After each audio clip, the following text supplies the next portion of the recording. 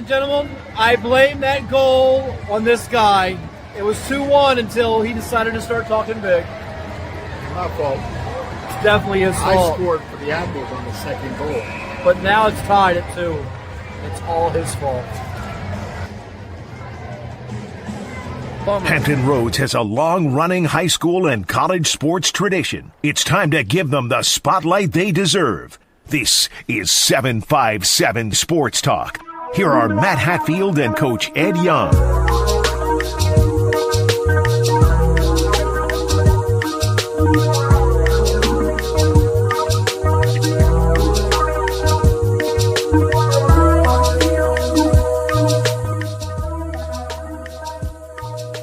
Good Saturday morning to all of you out there, and welcome to another installment of 757 Sports Talk right here on Cove of Sports TV. Like, share, and subscribe and interact with us.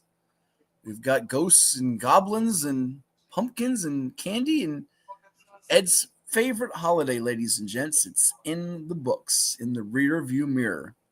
After he got some time on the ice last week at the Norfolk Scope while the Admirals took an L, he's now been banned until February the 17th, we've been informed.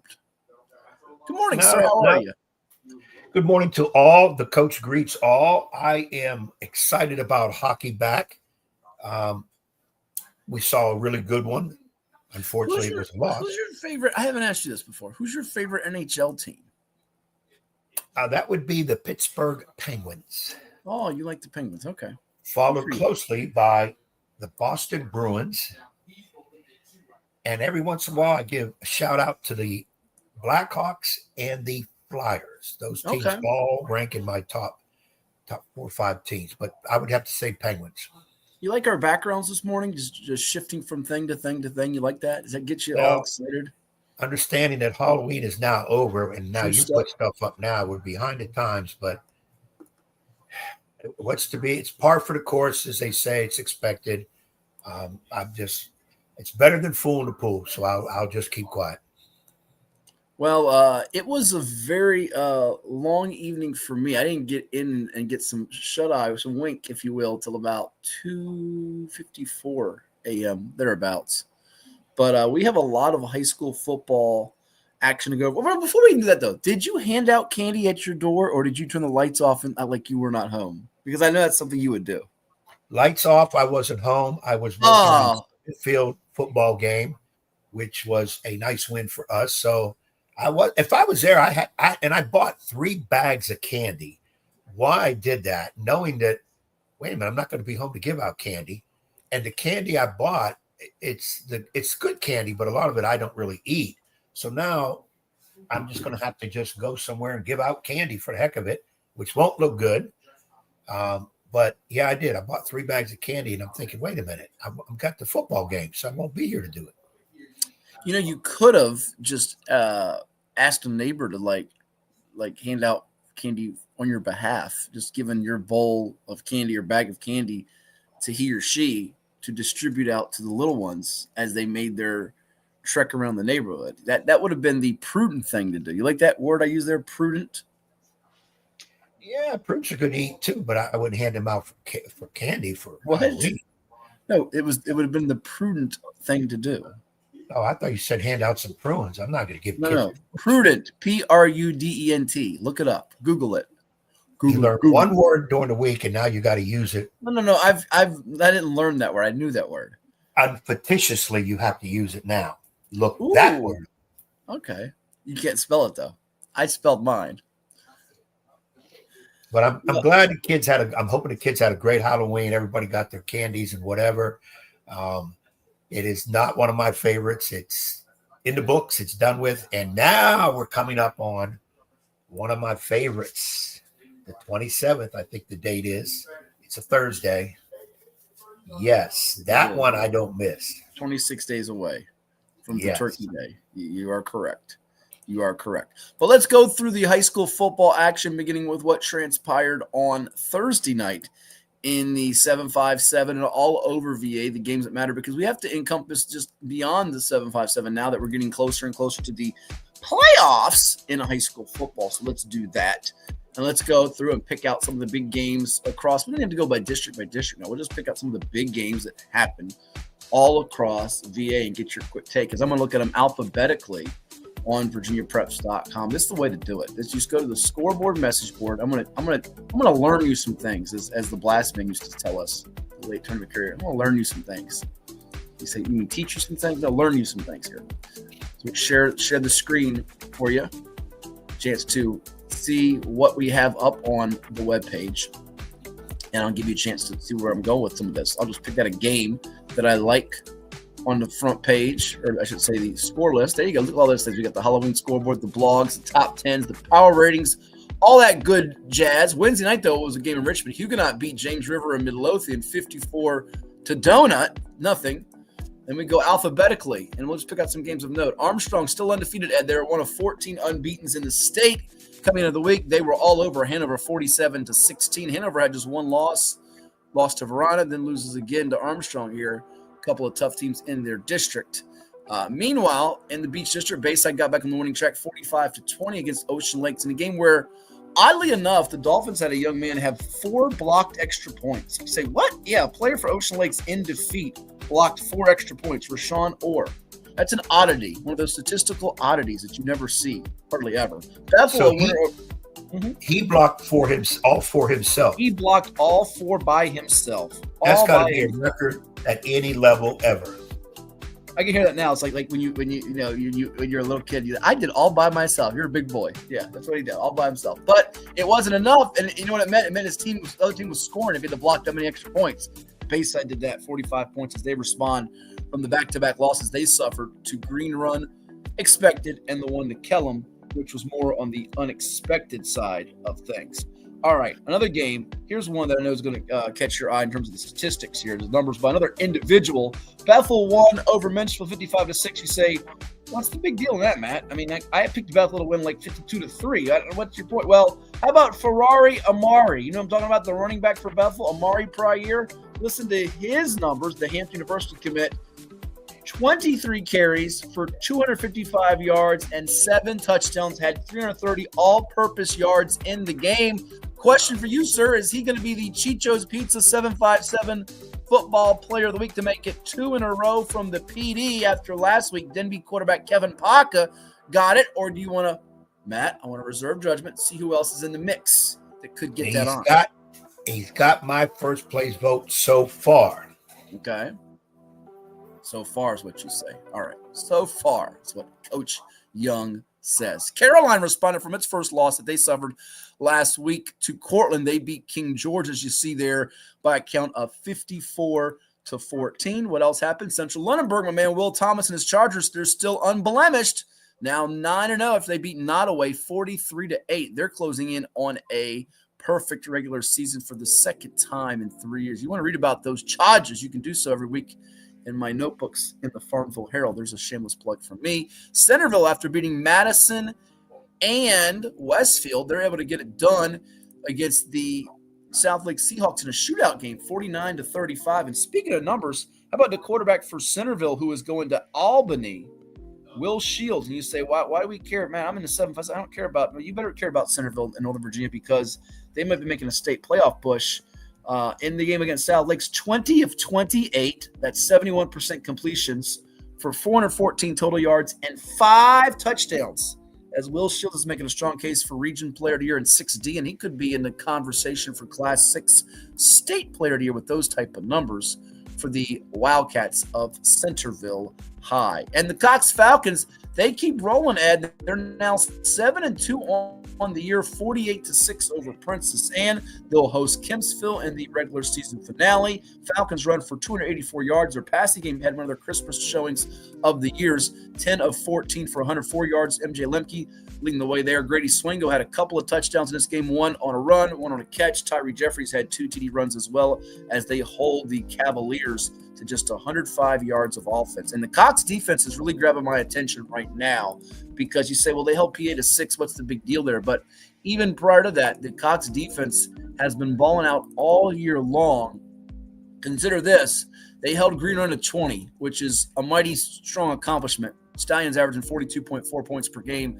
Cox's defense giving up just 10.8 points per game on the year. So defense wins championships. I don't know if it's going to win Cox a championship, but what it's going to do is it's going to keep them in the hunt here. And with the playoffs around the corner, it might allow the Falcons to advance after heartbreaks, getting upset the last 2 years in the first round by the likes of Deep Creek and Kempsville, lower seeds than them.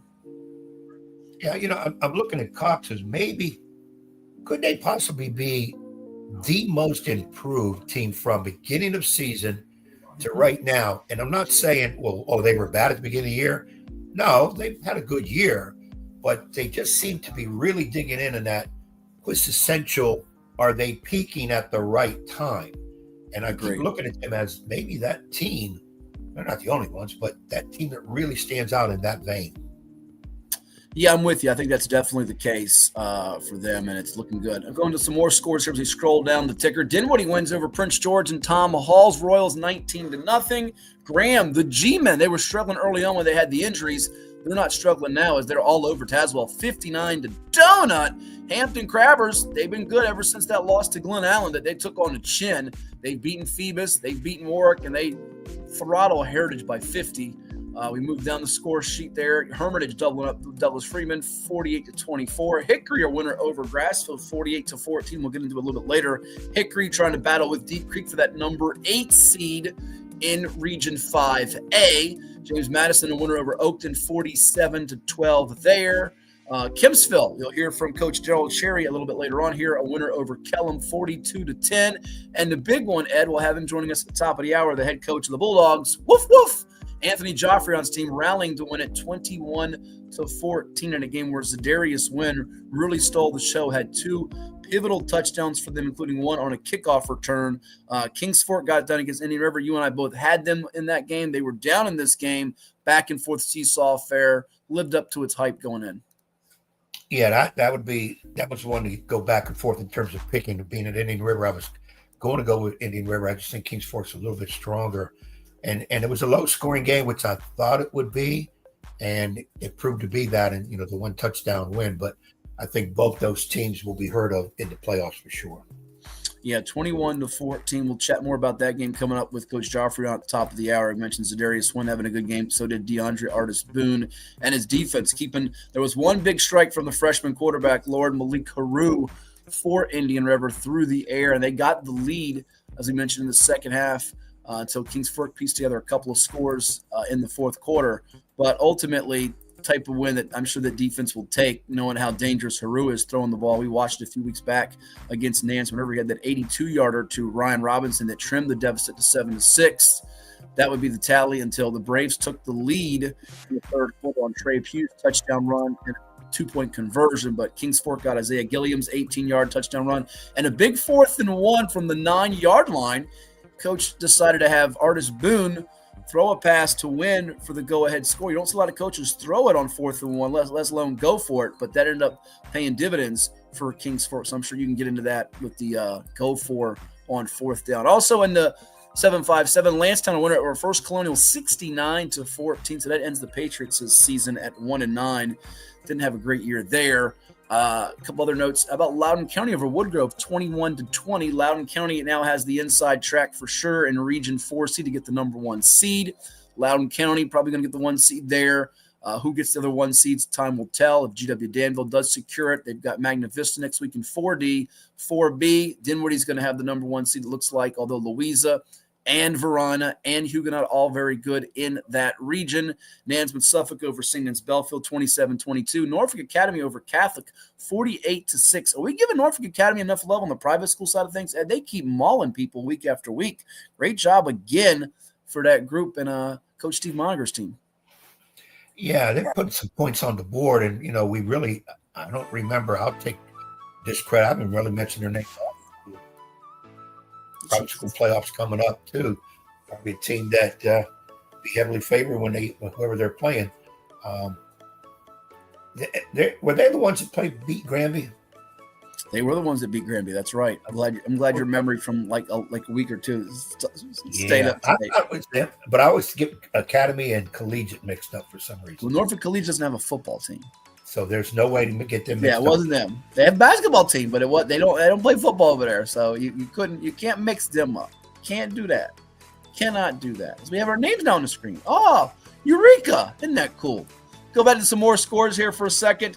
I want to get your take on this one. Oscar Smith 61, Great Bridge 38. You say, what's the big deal, Matt? I expected Oscar Smith to score 61. I'm not sure you expected Joey Woods' Wildcats to put up 38 and purr that much. So they're purr that much against the Tigers. So 2 questions. Number 1, encouraged by Great Bridge's offensive output these last few weeks. I mentioned it on the show last week. He was the right hire for them. Alma mater. They bring him back. Great Bridge's offense now, the last 4 weeks since being shut out by Nance Minerva against Grassfield, Western Branch, Deep Creek, Smith, they're averaging 40.3 points per game. That's question 1. Are you encouraged there? And question 2, are you at all discouraged by Oscar Smith's defense in this spot, or do you just say, no, it's an outlier. They're still the best team in Class 6. They're probably going to repeat and win a state championship, Matt. And, oh, by the way, their star-studded quarterback who recently committed to UVA, Lonnie Andrews III, the junior. He had 6 touchdown passes, all that went over for 200 yards in the game. They're fine. I'm not worried one iota. He's got good receivers like Charles McGlown and, of course, the Michigan commit in Travis Johnson. Those 2 combining for 5 of the 6 TD cap passes. So, question 1, Great Bridge encouraged. Oscar Smith, even though it's a win, only by 23 and giving up 80 points, are you discouraged? Give me your take. 100%. All right, no, 99% Great Bridge. Wow. Okay. It's Oscar Smith is going to have a great chance to win another title. They've got pieces. I think they kind of let their guard down a little bit, but I'm going to give credit to Great Bridge. 44 points a game in the last 4 games, and then getting 38 against an Oscar Smith team that's known more so than anything, I think, for their defense. That's impressive. And, I'm already thinking next year, could Great Bridge be that team out of nowhere, if we can even say that all of a sudden is going to be winning games and putting 30, 40 points on the board against everybody. 38 against Oscar Smith. People can't say, well, yeah, they scored a lot of points against teams that aren't that good. Well, what about Oscar Smith, 38? The real good teams don't score 38 against Smith. So I'm giving tremendous credit to that's the coaching staff at Great Bridge. Okay, well, and they got to replace some key guys. The new quarterback, because Will Englart's a senior. Alonzo Duncantill, junior wide receiver, is having a big year for Great Bridge. He'll be back. So, but it does give you a little more curiosity what they're doing at the end of the year. Sometimes it's kind of the old adage, this in college basketball, if a team makes the NIT and wins it, or in college football, team gets a bowl game or finishes strong at the end of the year, does it springboard to the next season? So the wins might not be showing for them, but maybe does this carry over for next season, year 2 for him at the helm, and the returnees they have on the roster. Some more scores from Thursday before we take a timeout and give you some sound and bring in some interviews from all across VA. And we say all across VA because it's not just 757 flavor. Pocosin over Bruton 42-7. Randolph Henry all over Smith Mountain Lake there. Salem a winner over Tallwood 29-0. No shock. Southampton over Windsor. Oh, tough L for our guy Benjamin Du Bois and his Dukes, who've had a really fine year. 56-21 in favor of Southampton. TJ of Richmond beats Mills Godwin 24-17. Verina over Highland Springs 21-3.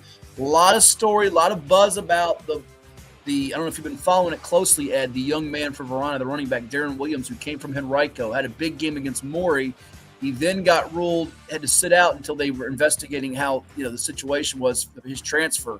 He has now been ruled he won't be able to come back for them. Their other running back, Sir Paul Cheeks, the LC Bird transfer, who is committed to West Virginia. He's out with an injury, so they've been relying on Michael Farley, along with their quarterback, Caleb Weiss, to produce the ground attack, but the defense for Verina smothering in its win over Highland Springs. And Western Branch holds on to beat Deep Creek 14-7. They scored the first 14. Deep Creek scored, drove in the fourth quarter, but did not get the game-tying or go-ahead score. York doubling up Jamestown 42-21. So I'm mad at Blue Smoke. I'm mad at Rashad Cook. I'm mad at you. I'm even madder that Jamestown and Deep Creek couldn't get the jobs done for me because those were the disagreements with you this week, and you now have broken the tie and have the lead. So I'm very discouraged, very upset, and very bothered, and very angry. And I'm even madder that the Dodgers made it Game 7 today. I got to keep my Canada hat on and hope, with the fingers crossed, the Blue Jays can dethrone the evil West Coast Empire. We know who the evil East Coast Empire is. Don't be discouraged on the picks. I kind of had a feeling I was going to take the lead again. So don't be hard on yourself. You do a good job. And yeah, I'm with you too. I'm hoping like crazy the Blue Jays today, but something is leaning towards the Dodgers in this business. So, but let's keep fingers crossed that Toronto will come on through. Heck of an ending of that game last night. What's that? It was a heck of an ending for that game last night. Yeah, it was. As literally they got second and third with nobody out, pop up infield, fly out, and then they get doubled up on a fly out with Hernandez throwing out the guy at second. Just bad base running, bad job by Toronto not to get that tying run at home. You have a chance to win a world championship for the first time since 1993. What are you doing, Blue Jays? Yeah, it's that was not a good way. I thought they would get some runs in, but rising. Don't do this to me. Don't do this to me. You thought they would what? We'll see what happens. Do we know who's pitching today? Did you not listen to me 25 seconds ago? I just said Shohei Ohtani against Max Scherzer. Oh. What? Mad Max better be on his mad routine because Ohtani's a pretty doggone good pitcher. Everybody talks about his hitting, and people do like his pitching. That kid can pitch it too. I just feel I want Toronto, but I think Dodgers win it. Yeah, you're probably right. Unfortunately, we're going to keep the faith and keep the hope alive that it will be a W for Canada and the Blue Jays will break through. All right, so before we take a time out, of those Thursday scores, what grabbed you the most? What really made you say, wow? The one that really got me was I thought Highland Springs would be higher scoring. Okay. And was it 21? 21 was it 21-7? 21-3. Yeah, I thought Springs would find the end zone. I thought it would be like a one touchdown win for really either team. I would go with Verona, but I wouldn't be surprised if Springs won it. That Great Bridge scoring 38 on Smith, I don't know why it sticks in my head. I think I had it something like 50 to 6, 50 to 8. So, well, let me ask you this real quick. So flipping that over because you didn't think it was much of a concern based on what you said. Now I don't want to put words in your mouth. Oscar Smith's in the same region with Manchester, who's undefeated. They got a big matchup with Huguenot this week. Thomas Dale, and then the other teams in the region: Western Branch, Elseburg, the 4 and 5, Lansdowne, the 6. Probably not threats, but Manchester and Dale threats because Dale's going to finish most likely with one loss. It looks like here, and Manchester has a chance to go 10-0 with a quarterback in Landon Abernathy, who we interviewed in the summertime. Really, really fine. They got Division I commits across that roster. And if those teams look at that score, they got to feel like they can move the ball and score on the Tigers, right? Well, they'll dissect that film like crazy. And again, I'm not there to say anything. Dare I say it when I think I know with football to begin with, because I'm one of those guys 4th and inches throwing. But you look at, I'll step back and say, Smith was up big. Mm-hmm. Probably played some backups, not that they're not any good. And Great Bridge kept driving, feeling like we're gonna show what we have as best we can. Let's win this possession. Let's win this series. Let's try to take this quarter. You kind of get the kids narrow their focus in and keep them focused. You put Oscar Smith gets on the field against a Dale or Manchester, I think their mentality will be much more focused.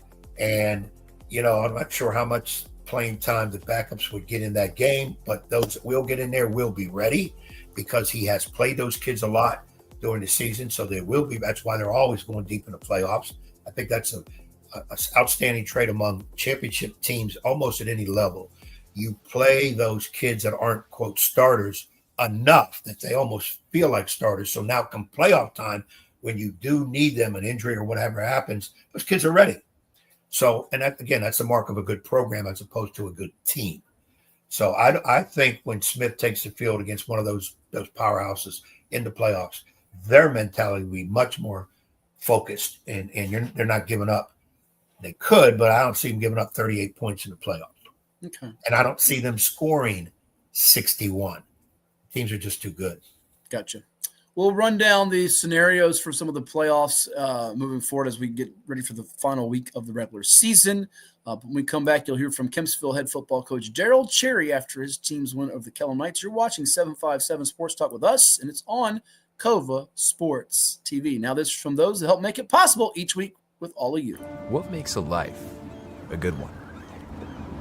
Is it our adventures? Or the friends we find along the way? Is it the challenges we conquer together?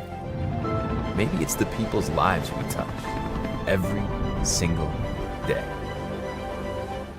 So, what makes a life a good one? You'll have to figure that one out for yourself. What is more? Is it more reps, more strength, more stamina? We say it's all of that, but it's greater than just what's in the mirror.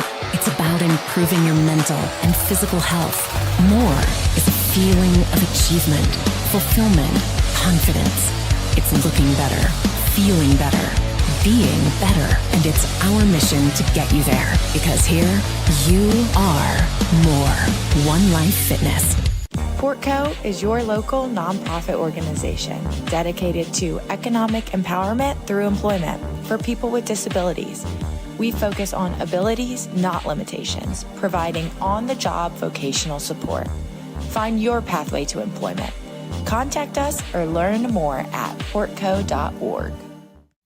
Well, it's everybody's favorite time of year again. Time to prepare to make your annual donation to that infernal revenue service. And if you're like me, you need help. Help to keep that donation as small as possible. So get off your W-2 and call John Maynard at John's Tax Service. 455-6763. I'm here with Kempsville head football coach Daryl Cherry. His team has won its fifth in a row, defeating the Kellam Knights on the road tonight, 42-10. Coach, coming in, I'm sure you knew Knights fresh off an upset at Bayside, the area's leading receiver, Aaron Smith. And while he does get 4 catches for 93 yards and makes some plays, you keep him out of the end zone. And more importantly, second half, you seized control. What was the difference as the game progressed on? They had an early lead, but you guys got it before the half and never let up from the second half. Biggest thing is we put the ball in our run back's hands and our linemen, and we just told guys in halftime we're just going to try to dominate up front and just run the football and get us out of this game. Fifth straight winning season for you here at Kempsville, something they haven't done since the days of John Bowles in the 90s. You know about the great tradition of Kempsville going back to the 80s under the late, great Ralph Gahagan, and you've been known for the trench mob and playing physical. Do you feel like this team is evolving, though you don't have the same members from the trench mob from a couple years back when you played region championship? Do you feel like you're evolving into one of the more physical teams around with what you guys want to instill in the group? Well, the biggest thing is in the playoffs, you got to be able to run the football. So we've been working real hard, try to get our guys ready, get our guys motivated. And these linemen, they want that name trench mob to continue to exist. So the biggest thing is they're taking initiative and they're doing what it takes for us in practice to continue to do what we do out here on the football field. It looked like, without giving away the secrets, you made a couple of tweaks in your running game with Robert Hughes Jr., who's had over 1,000 yards rushing on the season. I think he goes for 200 plus tonight. Yeah. Looked like you got some more things off tackles. That's something you sensed as the game went on. Your coaches did. Take me through that against their defense, what you kind of saw as it developed throughout the night. Well, we try to mix it up a little bit, try to run our inside zone game outside, so just run the inside-outside game with them and get the guys just to over-pursue and allow the running backs to do what they do, with the ball in the hand. Defensively, we'd be forgotten about without talking about your linebackers all year long, the likes of Jason Galloway and Elijah McDaniel. They've been quietly among the area's best in tackles for lost sacks. Felt like Galloway early on, number 0 for you, just set a tone with just his aggressiveness. What do those guys bring your defense? Oh, they bring us the attitude. They define our defense, those guys. They're seniors this year. They taking a bull by the horn, and they're trying to prove a point. They're wanting everybody to know they're the best in the business. Sure. You got to come see these guys. They play. A couple more let you run here. I remember when Chris Beatty was winning region championships and competing for state championship at Lansdowne, the word he used on defense was be opportunistic. Tonight, you get 6 takeaways, Coach, 3 interceptions, 3 fumble recoveries, and 6 sacks. Are your guys playing opportunistic? I would say so. Okay. They've been playing hard. They've been working hard, doing a little extra running. So we're just trying to get in that playoff mentality and go from there. When you guys took a couple of early L's, games that were winnable for you. You had leads in against Salem in week 1, Green Run way back in September. Your team could have said, oh my goodness, what's wrong here? A couple losses, but you've won 5 in a row. Are you running into form? You got a big game coming up next week with Cox and an opportunity to get either a 2 or a 3 seed and secure a first-round home game, maybe multiple home games in the playoffs, which I know is a goal for you. What's changed as this group has gone along, and what's the ceiling for this team in your eyes? Right now, the goal is just go 1-0, 1-0 each week. Just look at our opponent. Respect our opponent, but just trust and believe what we can do and try to do it to the best of our ability. What those guys in the pros that were at KC, the Chiefs, these Kempsville Chiefs are getting W's and pursuing a championship. Thank you so much, and we'll see you soon. I appreciate you. That was Kempsville head football coach Daryl Cherry with us here. It is 757 Sports Talk. Like, share, and subscribe, and interact with us all morning long. Ed, as the Chiefs are rolling 5 straight victories. We mentioned it after that loss to Green Run back on September 26th, 28-17, that they had an opportunity to potentially run the table going into the postseason. Now they have a key game with Cox coming up. But your thoughts on what Coach Cherry had to say, and to pull away from Kellam the way they did with 200-plus on the ground from Robert Hughes Jr. They're consistently averaging about 250 to 300 yards rushing. Now the defense gets 6 sacks and 6 takeaways with 3 fumble recoveries and 3 INTs. So that group is starting to play with a little bit of a chip on its shoulder and seizing the moment too. Yeah, I like his perspective. The old coaches talk. We're just trying to go 1-0 each week. I really thought that this game, Kellam, would be closer. And in my mind, when I was deciding who to pick, a little bit of me was thinking, could this be a good place for an upset for Kellam? Well, they just had one against Bayside. And you know what? The Aaron Smith kid I mentioned at the start of the interview, let me correct myself. He did have a touchdown. He had a pick 6. So really, the Kempsville defense did not give up a touchdown in the game.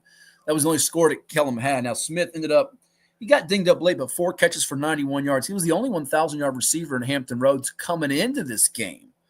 And does not score on offense, but the Kellam running game, they've been known for running it so much, Ed. They throw the football, believe it or not, in this game a total of 42 times. They dropped back like 53 against Bayside. Yeah, the running game has negative yardage, so that they were one-dimensional. And you're not going to beat Kempsville being one-dimensional. So I'm fascinated to see, can Cox have the balance? They showed a little bit more of improvement with the passing game last week. We know Cox wants to run the football at Tyree Jeffries, and they're going to play a methodical game. Their defense is playing really well. That could be the first to 14 wins in that Kempsville-Cox game. I don't think there'll be a lot of big plays or scoring. I think both those defenses are going to keep it. This game's going to kind of be played, they say, between the 20s. It might be played between the 35s, if you will, with those two. Yeah, I could see it. Low scoring for sure. Coach Cherry mentioned about you got to be able to run. Playoffs, you got to be able to run. And again, I agree. But everybody knows when I talk football, I love passing. And I think if I was a football coach, I'd hopefully have the personnel. We're going to throw a lot. I think you need that balance. But running on the high school level, probably bigger of importance at all 3 levels, because line play is sometimes not as strong as protecting the quarterback as they do the college and pro level. And you got to get rid of it. And it seems like teams can develop a really good running back quicker than maybe a standout quarterback or that wide receiver that's always open. But I do think when you get into playoffs, you have, at the very least, have a quick strike passing game where you can throw a few times, get those 20 yards, whatever. You may not put it up in the air 42 times, but I think you need to have that balance. I think very few teams can just run it down your throat unless you've got 2 or 3 backs and maybe a quarterback that's got legs to take off too. Then they got it. Yeah, you're right about that. Before we get into Friday night's action, I do want to also play a couple of quick sound bites we've got from our man Robert Anderson, Virginia High School League Hall of Famer, with us at VirginiaPreps.com, because I don't know if you saw it last week or not. Maybe you did, maybe you didn't. If you didn't see it, no problems. But there is a new record holder in Virginia when it comes to career touchdown passes. That record now is held by the young man by the name of Brody Dawyatt of Glenver, as we put it up on the screen now. We thought we had it. There we go. Brody Dawyatt, 123 touchdown passes and counting, as he broke a record. There's been some really good ones from the 757. He's actually in hot pursuit of Ronald Curry's career touchdown responsibility record, he of the Hampton Crabbers from the 1990s. But records that Philip Sims and Sean Mitchell have held, and this one most recently set by Tristan Evans, the quarterback from Freedom Woodbridge. He got 119, I think it was, but Dawyatt with 123 and counting. And our man Robert was able to catch up real quick with Dawyatt about that and also his recruitment, because he's presently committed to Charlotte, has an offer from UVA. He chats about that really quick sound bites that we got with Brody. So here they are in the coach's office at Glenver High School with Kevin Clifford, our number 1 ranked team in Class 2. Doyot about becoming the new VHSL career touchdown pass record holder. All right. Well, I know you just broke the Virginia High School career touchdown pass record. Congratulations on that. Thank you. You have an older brother who has a state championship and a sister with one, and you don't have one yet. So how's that been around the house? I mean, it's been good around the house. I mean, they're still encouraging me to keep working and hopefully join along with that. But we're just taking it one game at a time right now. You came pretty close last year. I know if that semifinal game had been different, the odds are you would have maybe won the championship. How much has that stuck with you, and what kind of motivation are you using that for this year? I mean, I feel like it stuck with me a lot, but I mean, it mostly stuck with our whole returning team. Just, I mean, it motivates us every day. We want to get out there and work so that doesn't happen again. So hopefully we can just take it one game at a time and hopefully be in that situation again. That linger on a little bit, or did you get that out of your system pretty quickly? I mean, it definitely lingered on a little bit, left a sour taste in my mouth, but I mean, it's just it is what it is. It's in the past. So I mean, I live by everything happens for a reason. So I feel like that was just my motivation for my senior year. And here's more with Brody Doyle and Robert Anderson discussing his recruitment. Headed to Charlotte, even though UVA and others are sniffing around. Let's talk about your recruiting a little bit. You've committed to Charlotte, and I know some other schools have maybe jumped in and expressed some interest. Where does it stand, right now? Well, I mean, I'm still 100% committed to Charlotte. I mean, they've always been there. They've always believed in me since the first day they started reaching out to me. And I mean, I appreciate all these other schools reaching out to me. I mean, it means a lot just for all them believing in me. But I'm still 100% committed to Charlotte. You're going to graduate soon, graduate early. That's the plan. Yes, what's your timetable on getting your college career started?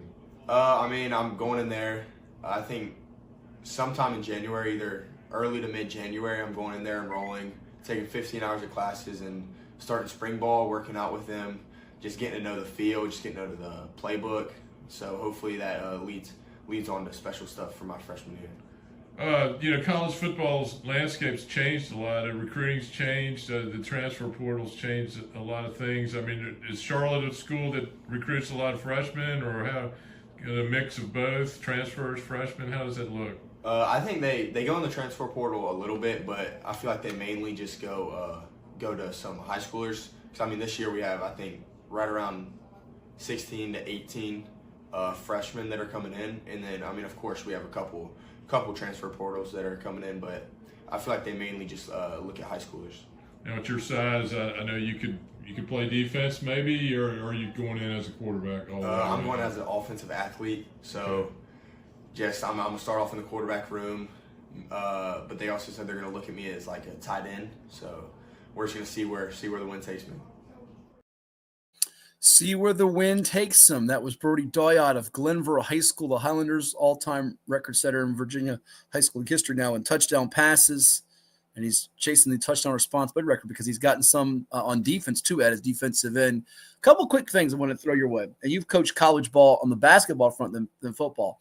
Is this like the worst nightmare for the coaches at Charlotte saying, oh, no, he's getting all this statewide attention? How do we secure and keep this kid now? Is that the biggest fear they're going through at this moment? Absolutely. No question about it. And I thought of that watching that interview that, okay, you got all these schools now, especially from the state, a little bit higher prestige than a Charlotte, and looking at them. I loved his answer. I'm 100% committed. They've been on me for a while. In this day and age of money, and I still think money talks, that's rare to see. It's these kids usually have their big eyes towards the big Division ones. They think they're going to go there and become the all-time. Sure. And, of course, now it's, well, whoever can show me the most money. And I still think that is the big draw for most kids is what can you pay me? Parents stepping in there, too, and saying it. If that kid keeps his commitment to Charlotte, regardless of what happens, and who steps up and gives them an outright offer, that's good. And like I've always told kids, you've got to look hard at the people that have been with you for a while and have said, look, this is where we see you fitting in. Now, the question on the other end is, is Charlotte committed 100% to him, and they don't see somebody else that they're saying, wait a minute, he's a little bit better than that Brody kid. Maybe we'll get them both, and then we just throw them to the wolves and see who survives, because colleges will do that. And you don't know necessarily as a player who else are they recruiting. They may tell you, you're our number one on the board, we got to have you. Meanwhile, the next day they're telling somebody else the same thing. That's the problem with recruiting. It's a game. It's definitely a game. Good point made also is, are they portal type team, go in there and get kids out of the portal, or are they going to go ahead and try to build with freshmen? Most schools now, you're not building with freshmen. If you got kids in the portal that you can get, and Charlotte's one of those type of teams, their best players every year, I'll say 90% of the time, are going to go into portal. They're going to be taken by somebody else. They're one of those plucked by somebody else. Yep. Yes, that's what's going to happen, which give credence to an incoming freshman, high school freshman. Now you might get a lot of good reps, because as you and I both know, over the past years, for centuries, most high school freshmen, when they go into college, are redshirted that first year. Get your academics straight, get bulked up, learn the system, especially if you're a quarterback, offensive player, learn the system. Then you still have your years. But again, depending on what the portal does to you now, that's not a guarantee anymore. And it is interesting that the kid has done tremendous at quarterback, but they're looking at him as possibly, as Brody said, offensive player.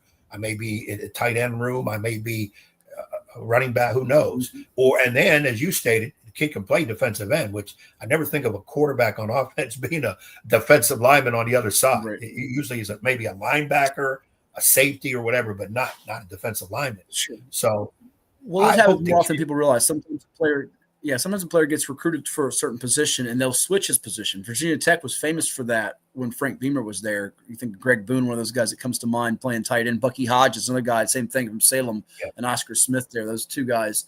And even happens in basketball too. A guy might be recruited to play the 2, he ends up playing a 3 or something like that. Shooting guard, small forward type of deal. But it's going to be. And now he's trying to get the state championship, like his brother, who you got a chance to call his brother's state championship, Owen Doyot, for Cave Spring when they beat Petersburg. And his sister's got one in volleyball, so he's trying to get the rings to stay in the family and keep the conversation saying I'm a champion too. Came close last year, and Graham got him in a fourth quarter comeback. And I'm telling you, the deeper he goes in the playoffs, the more those schools will jump in and say, "Hey, wait a minute, look where we are, Charlotte. Especially in state schools, they'll throw that. Well, we're in state, this is where you want to go. Your family come and see you play, and we're higher Division I, and we play a better schedule. They'll throw all kind of stuff to kind of get you out of that commitment. But like I've said, I'd like to see kids keep their commitment. And my own personal one, Don Charles Bright, was a great point guard for me. He had committed Mount Olive. And then all of a sudden, University of Jacksonville, Division I, jumped in and said, "Hey, we want you." And I told them, I said, "Well, the kid's already committed to Mount Olive. Hey, coach, we're Division I." I said, "I know what you are, but I also know you haven't been around." So, this team has been on him. We visited. He likes their style of play. Long story short, he committed to Mount Olive. He did not change it. Had a great career there, and now he's still playing pro ball in Brazil, and he never second-guessed it at all. And I said, you could have went Division I. They would have paid for it. Why not? He said, "Coach, why weren't they on me before? I ain't changed, And they gave me this crap because they didn't get their number one guy. So now they run into me, where I was always Mount Olive's number one guy, and that's how they treated me. And I'm like blown away, because kids don't talk that way or think that way. But I was tremendously ecstatic that he kept his commitment. Even though it was a Division II against a Division I, he still did it for the right reasons, still got his education and all that. And he's playing pro ball, and he's happy as can be in Brazil. Quick timeout, and we'll come back and hear from a couple of Heritage pioneers from a game of the night and a game of the year candidate in Lynchburg. And we'll go through the Friday night action before Anthony Geoffrion of Kings Fort joins us right here on 757 Sports Talk. You're watching Cova Sports TV. Back in just a moment. Stay tuned. For any athlete, making it to the top sometimes comes with a few steps back. That's why parents count on CHKD Sports Medicine, advanced diagnostics, treatment, and rehabilitation for sports injuries, just for young athletes like yours. With convenient locations across Hampton Roads and a whole team of experts here to keep your favorite player at the top of their game. CHKD Sports Medicine. Learn more at chkd.org or call the CHKD Sports Injury Hotline. Kova Painting. We don't just paint, we transform spaces. Visit kovapainting.com or call 757-550-7357 and mention the Sportsplex for 10% off of projects over $1,000.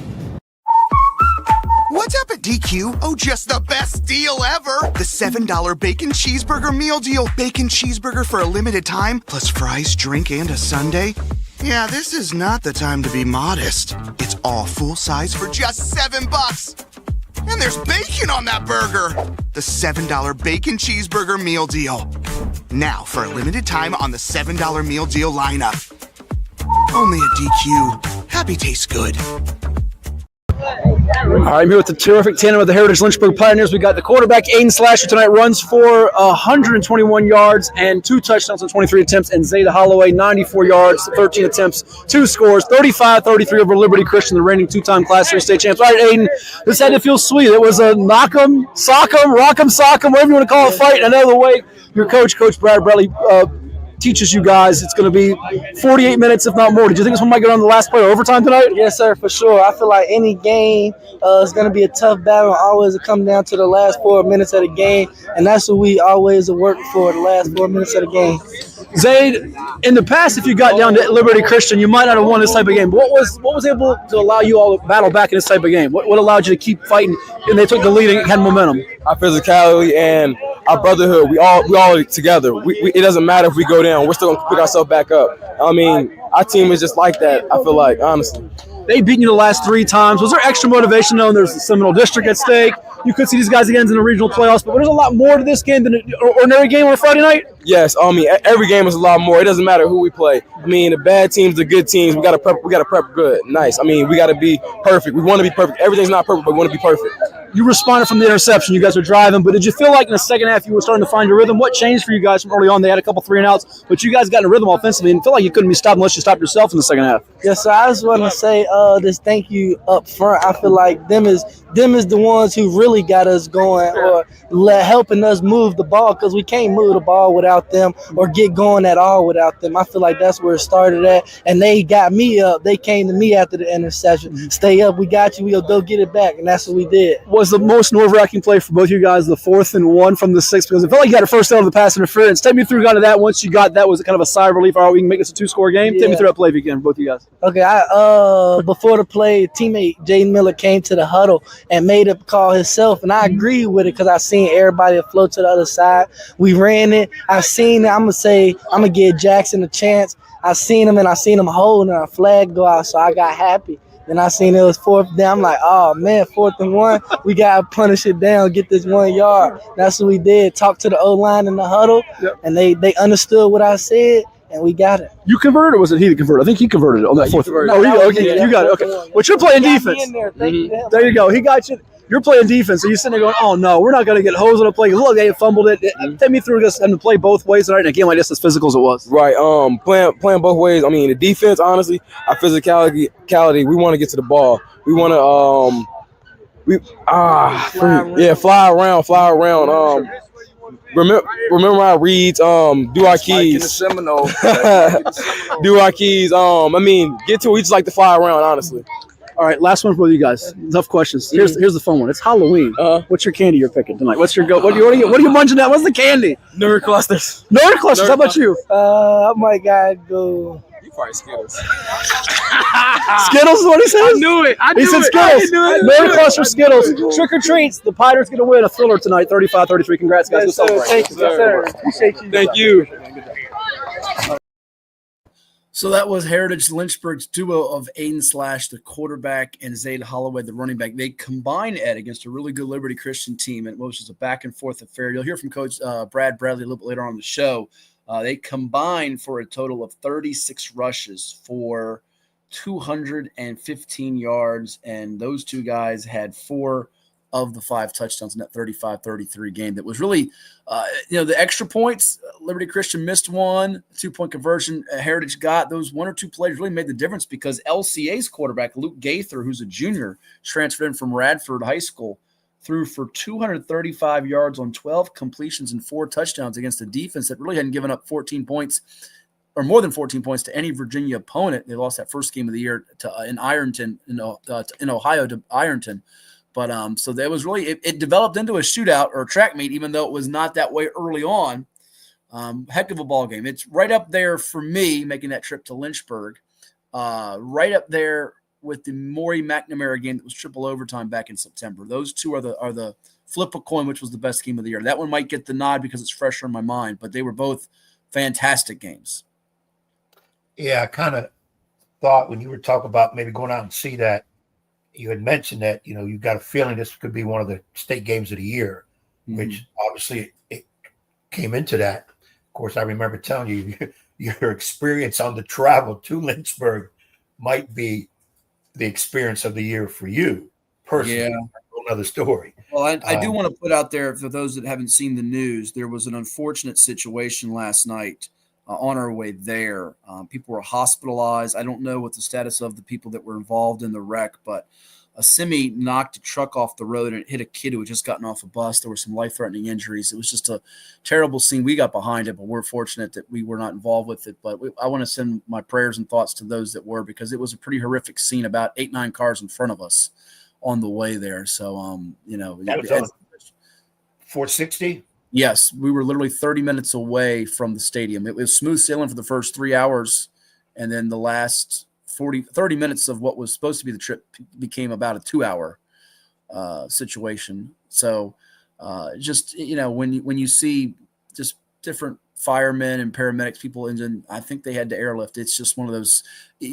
Hug your loved ones even tighter this time of year, especially around the holiday season, because you got to be careful wherever you are. So there you have it. But we'll hear from Brad Bradley a little bit later on in the show.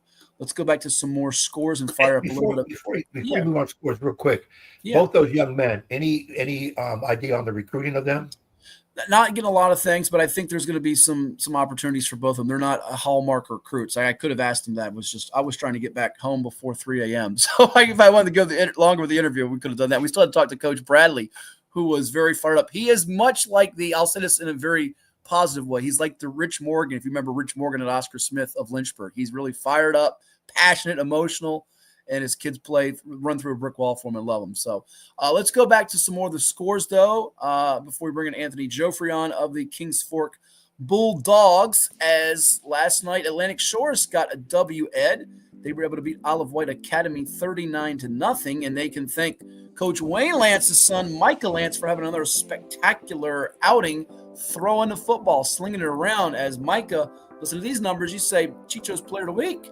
35 of 43 for 306 and 5 touchdown passes. He found Trez Williams, Jaden Gurley, Josh Sibley, Josh Long, and they had a nice outing against Isle of Wight in that matchup.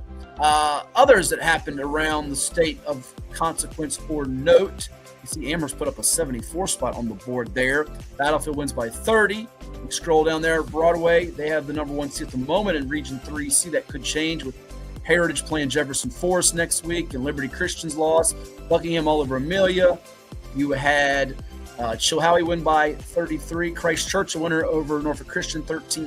Churchland over Booker T 46-6. Cortland keeps its win streak going. They've won 8 in a row, I think it is, since their loss, or 7 in a row to Louisa early on in the campaign. Denby over Kickingham 35-7. Another big game for Kevin Parker, as Denby's getting some momentum for next season. Now, they're going to make the playoffs, but a couple of interceptions for Parker, and this one did it on defense, and he had a pick 6 and a touchdown pass to Jaron Evans, as Denby's starting to play like the team you thought they'd be starting the year. They had that unexpected loss to Manor, but now they're starting to pick it up. And, of course, the opponents haven't been the greatest in the PD here of late. Woodside, Kickingham, some struggling teams, but encouraging signs for the Patriots making progress.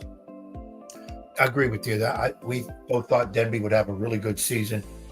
Buttered out of the gate. Now they're kind of finding themselves. And, I don't really say, well, they're playing against teams that are weaker. The key is they're finding themselves to put points on the board. They're playing crazy defense. So that's impressive. And you say they probably don't have a shot at the playoffs?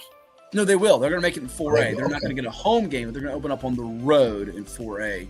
I think they're going to be the 7 seed. We'll double check that before we sign off. Look at some of the power ratings if they're up to date at the moment here. GW Danville keeps winning. Franklin County knocks off William Byrd, who beat Lord Botetourt last week in a thriller. Essex thumps Colonial Beach. Gretna, how about Gretna down 22-0 to Appomattox? They got shut out by Jefferson Forest the first game of the year. They scored 30 unanswered, down 22-0.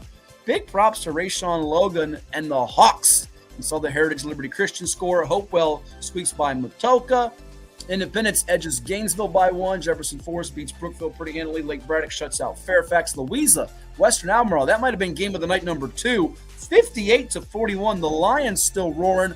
Undefeated, just like Dinwiddie in Region 4B, where you also have Verina, you have Huguenot. That's going to be the top 4 toughest or fiercest of a region there could be, potentially in the state. I'm sure Coach Joe Freon might disagree when he comes on about 5B, where he's in a region with Maury, 2-time defendant state champ, and Warwick, and Nansemond River, and himself, and Bethel. And, oh, by the way, Maury, 57-8 over Manor. The freshman we spoke about with Doreen McCain last week, Tawan Pear, 2 interceptions. He returns to the house. Commodores were off and rolling once Elijah Moss Williams, the JMU commit, returned the opening kickoff to pay dirt. Nansemond River, 41-0 over Lakeland. And that brings our man Derek Fulcom to say, you know what? Nansemond River, Kings Fork, it's the game to end the regular season. Oh, I wish I could be there. I have Lady Monarchs basketball to call, so I will not be there, but I will be following it very closely and probably watching the replay on NFHS Network. New Kent over Grafton, 45-35. What you make of that score, Ed? A lot of points on the board in that BRD matchup. Well, again, Bay Rivers is famous for at least a week where both teams putting points on the board like nobody's business. That was the game. I didn't think it would be that one high scoring, though, with those two teams. Usually don't see that, especially with New Kent defense, but 45-35, they proved me right.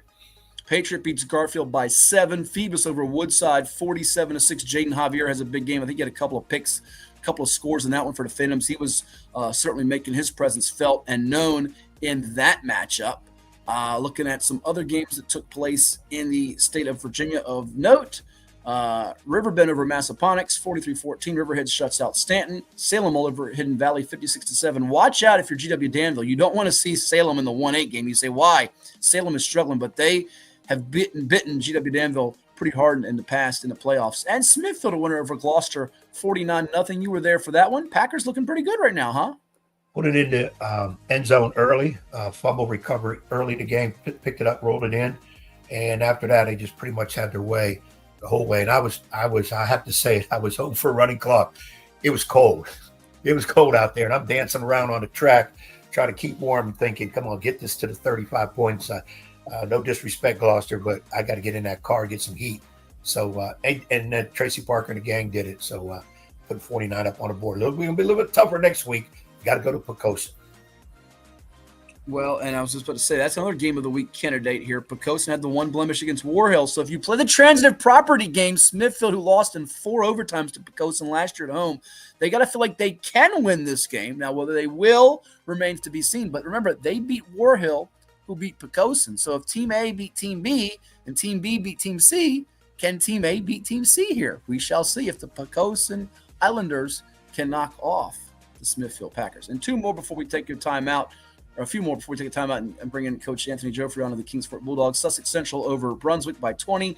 Union stays unbeaten over Abingdon, 46-7. War Hill in the BRD, they keep surging, 36-14. Braden Turns has a big game on the ground for the Lions. And this score got me at William Fleming, 46-0 over Lord Botetourt, as Fleming making something happen. Had a sophomore over at Ayden Fleming last night who had a major game for them. And that young man by the name of Kamari Zai Steelman had over 300 yards, and I think he had 255 at the half with 4 touchdowns. So Fleming in the same region with Highland Springs and with Hermitage and Patrick Henry Roanoke going to be a force to be reckoned with potentially in that region. So that rounds out the scores.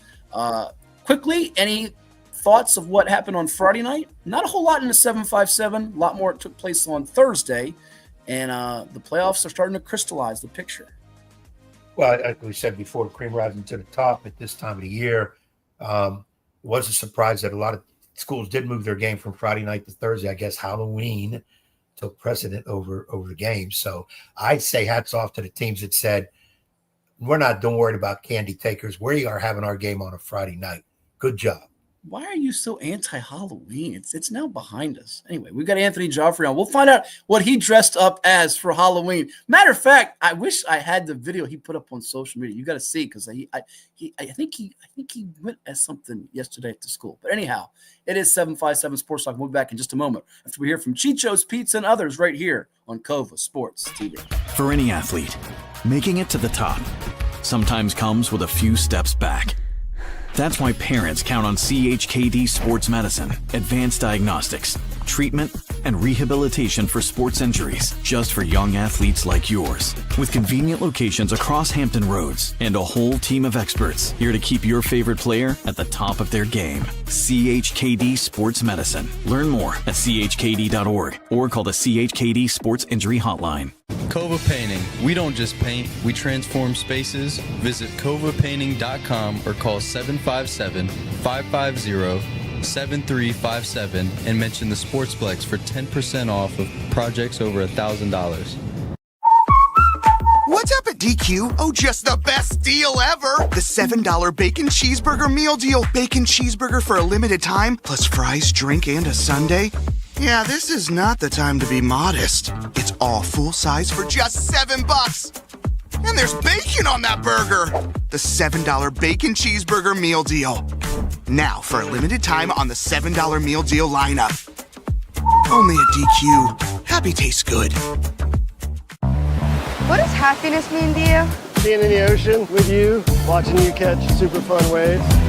In Virginia Beach, happiness is breaking barriers and savoring the sunshine. I couldn't pick a better place or a better person to be with. This is what makes me happy. Happiness is going all out. And taking it all in. Here, happiness is whatever you make it. Find yours in Virginia Beach.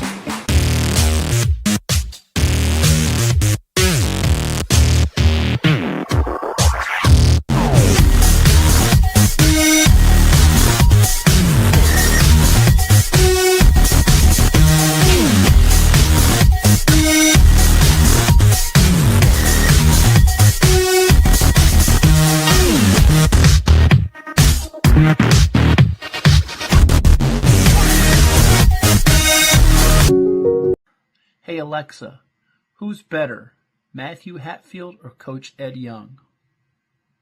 From On3.com.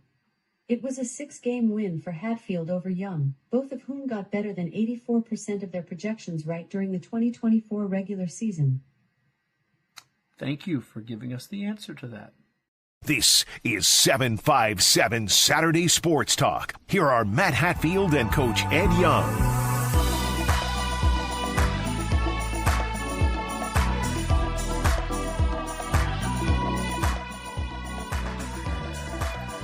And we welcome you back to 757 Sports Talk. Like, share, and subscribe to Kova Sports TV. We have a special guest with us. He is the head football coach of the Kings Fork Bulldogs, who won a heck of a ball game on Thursday night. I'm jealous of my colleague, Will Garlick, who got to see a much better game than I did in person over there at Chesapeake. Anthony Joffrey's team wins it over the Braves 21-14 to move to 8-1 on the season. Coach, congrats on the W, but I know it's not a lot of time to celebrate because you got a big rivalry game coming up. Before we dig into all that, though, we were talking about Halloween. Did I see on I don't know if it was Instagram or X or Twitter, did you dress up as a football player? Did you bring back the old cleats, everything on Halloween? Yeah, I haven't put a football helmet on since maybe 2016, 2015. But Zadarius won, he had a huge game the night before. And I've been joking all year that I was going to dress up as one of the football players. But I kept saying Kevin Knight. So everybody thought it was going to be number 7, Kevin Knight. But then I showed up as Zadarius won, and the whole school thought it was hilarious. Well, good deal. The Knight's the fabulous freshman they've got, Ed, son of, by the way, the former Lakeland coach. And Zadarius is having an awesome year. Certainly could be another one of our Chicho's Pizza Player of the Week candidates for this week. The only thing that drives me nuts about Zadarius, coach, is I can't spell his first name. I don't know how many times I look at it. He's got like 2 apostrophes. It's one of the hardest names to spell. But, boy, he's one of the fastest players in VA and in the 757. Yeah, he's a great kid, man. Been in the program since 8th grade.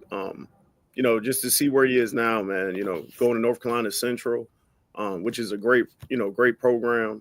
Just excited for him in his future as well. as you should be. You're gonna give his first name to Ed in our next spelling bee because it's a guaranteed X for Ed. He won't get that spelled right. Won't have it. Now I'm going to have to practice it. I know that thing. I want to know, since Anthony dressed up, was he a big trick-or-treater in his day, if not even still today? And obviously the obligatory question, what is his go-to candy? See, those are the hard-hitting questions. So first, Anthony, were you a big trick-or-treater? Do you still do it? And what's your go-to candy? Yeah, so I'll tell you a funny story. So, I'm big on the Reese's. So, I know you made a comment about playing on Thursday, but it was actually really nice to have Friday off. I don't remember the last time I've had a Friday off. So I was actually able to, me and my family went trick-or-treating in our neighborhood. And the funniest thing was last night as I'm walking through the neighborhood, I saw at least, 100 of my kids that go to Kempsville High School. And I'm just screaming up and down the street. We got high schoolers trick-or-treating. And, I didn't know that was still a thing, I was letting my neighbors know, letting everyone know, don't give them candy. They're in high school. They're not little kids. But, they were giving them candy. But even saw a couple of my players. I'm not going to say their names. But we go to practice on Monday. We got high schoolers trick-or-treating. It's crazy. Just make them run laps, get the candy out of them. And I always thought the cutoff was once you became a teenager, once you hit 13. So that was at least what I was told as a kid. But I saw a 16-year-old last night. Yeah. For sure. Oh, listen, they would come to my door when I was home. I was in Lynchburg last night, but they would come to my door at 17, 18. And then where's the really bad part? The kids that come back the second time and third time, like we didn't see them before. They changed the disguise. Like, come on now. You're just trying to get more extra candy here. But please enlighten Ed, because he's been complaining to me since he became the new basketball coach at Smithfield about the Bay Rivers district schedule, and we don't have these games on Friday nights. What am I going to do? He should enjoy having Friday nights off every now and then, right? It's not the worst thing in the world. Yes, it's not the worst, Ed. I got the kids were actually surprised. More importantly, the parents. They were like, they don't have practice on Friday. I was like, nah, we don't have practice. And they couldn't believe it. I had, maybe 15 calls to the school on Halloween. Like, hey, coach, you sure we don't have practice? I'm like, yeah, we do not have practice. But, as I've gotten older, I think when you get a chance, you got to give the kids a break. You got to give them a break. You do. This is true. Ed? No, like I said, everybody knows I'm not a big Halloweener and a trick-or-treater and that. And I couldn't give out candy last night either because I was at the Smithfield game working that game. So, but, I can see football, you say getting a Friday off here or there. You were at the game, and that was your excuse not to hand out candy. You had to be at the game. I had to be at the game. I was Lord knows if there was another concert or show you had to be at, you would have been at that as opposed to the game. So what's the rule? Like, if the lights are on, you don't knock on the door. What is it? If the lights are off, don't knock. Right. I think that's what it is. So you're that guy who cuts your lights out and don't knock on my door. Hold on now. If I'm here, I'm going to put the lights. I bought 2 big bags of candy, and a lot of the candy in the bag I don't really like, so I can't then buy it for myself. So I got to figure some way now to get rid of all that candy because that ain't for me. But I just wanted to be able. I wish we could have the picture. I wanted to see you as the football player, but I have to go hunt for it online. We'll get it to you later. We'll have to play it on the show next week or something. But that leads me into we'll dive into the game coming up here. But the Indian River game, you probably expected, given you've had some fierce battles with them. I know you played like a double overtime game with them a couple years ago, as you did with Nansemond River. You've had some tight battles with Oscar Smith over the years. Your first game of the year we saw against Wise, which I think people have forgotten just how tough a game that was and how good a team they are that you were able to beat in a head-spinning back-and-forth tussle. But your kids have been prepared for these moments where it comes down to crunch time, correct?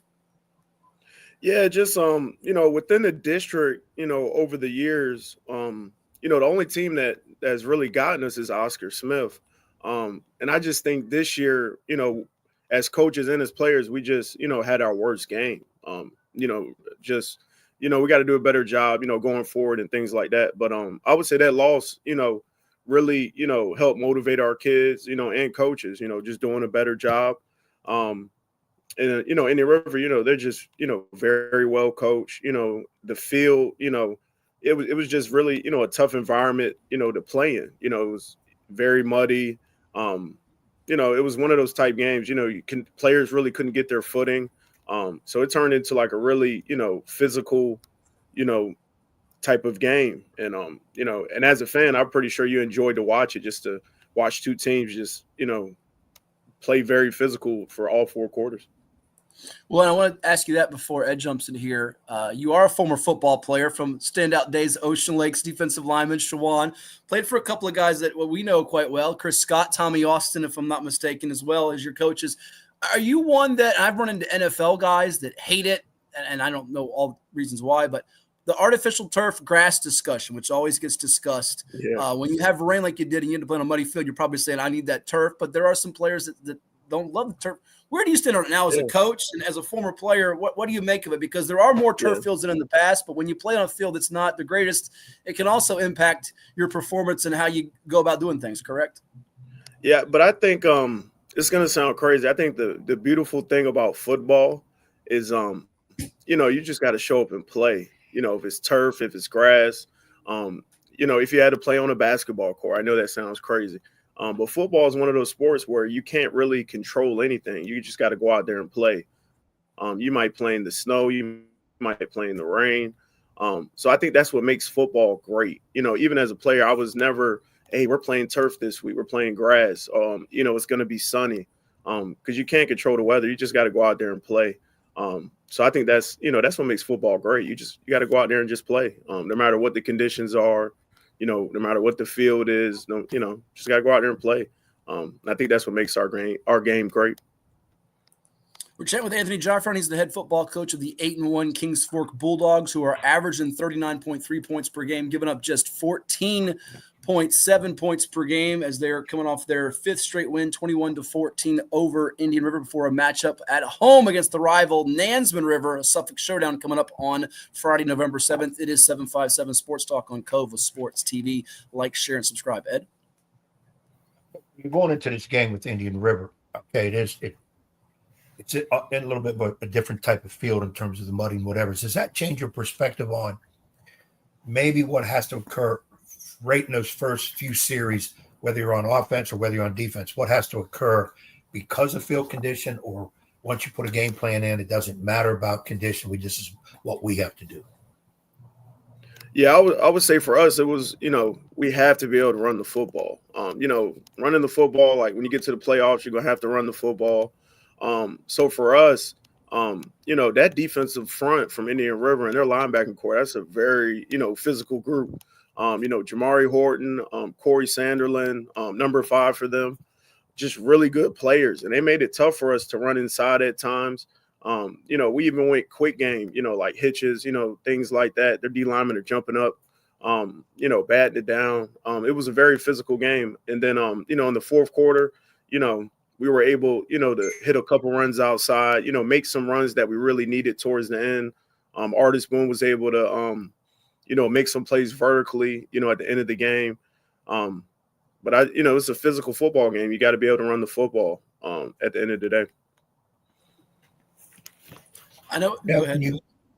What I was going to say, when you're talking about running the football, and again, I call it a greasy field when it's got a lot of mud and slip and slide. One of our buddies is I think he deals with your running backs, Rod Johnson. Mm-hmm. Tell us about what Rod Johnson is bringing to the table. Yeah, Rod Johnson, he's a character, man. At first when he came on, he was a little nervous, a little shy. Wasn't too comfortable around me. But now he's full blown. I love Rod Johnson. We have 2 running backs. We don't really have a starter. He rotates them, whenever he feels. They're both starters. And then, in today's culture, it's tough to get kids to buy into that, that you guys got to share carries, that you guys got to share the load. And Coach Johnson has done an amazing job of, making those kids believe that they're a family, that they're a unit, that the other kids' success is their success. And that's hard to do in today's culture. And he got them buying into their Sonic and Knuckles. And I think, they bought hats, they wear them before the game, and they're really into this Sonic and Knuckles thing. I think it's hilarious. And Coach Rod Johnson wears the hat. I don't know what he has going on, but he's a character. He's a Well, character. see, Ed, we got to educate him. Sonic and Knuckles, that's like Sonic the Hedgehog, the video game where you had Tails back in the Sega Genesis days. And then Ed's still, that's totally foreign to him. But those two backs, Isaiah Gilliam and Preston Hall, have been doing great, which I got to throw in here, and I'm sure Ed will follow up. He loves it when you're throwing it on 4th and inches and flea flickers. You threw it on 4th and 1 from the 9. How big of a play situation? You have those backs, but tell me what went through that process, because that really was the game right there, wasn't it? Yeah, so we're on the headset, and Coach Johnson, obviously he's like, give the ball to Sonic. It's 4th and inches, or Knuckles, whoever was in the game.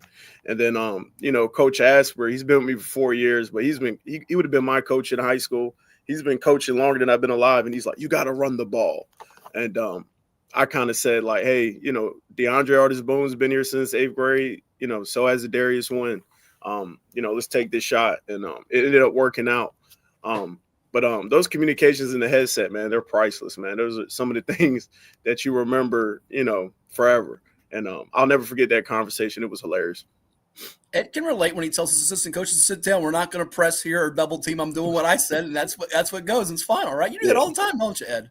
Yeah, we need to start getting some headsets in basketball, so I can say what I really want to say without everybody knowing what I just said to my. Yeah, exactly. But my thing, Coach, when I heard Matt had said that about throwing it, I was excited because I'm always trying to tell you football dudes, 4th and inches, 4th and 2. Everybody in the world knows you're going to run, and they stack it up. Throw the flea flicker, do the flea flicker, the end around.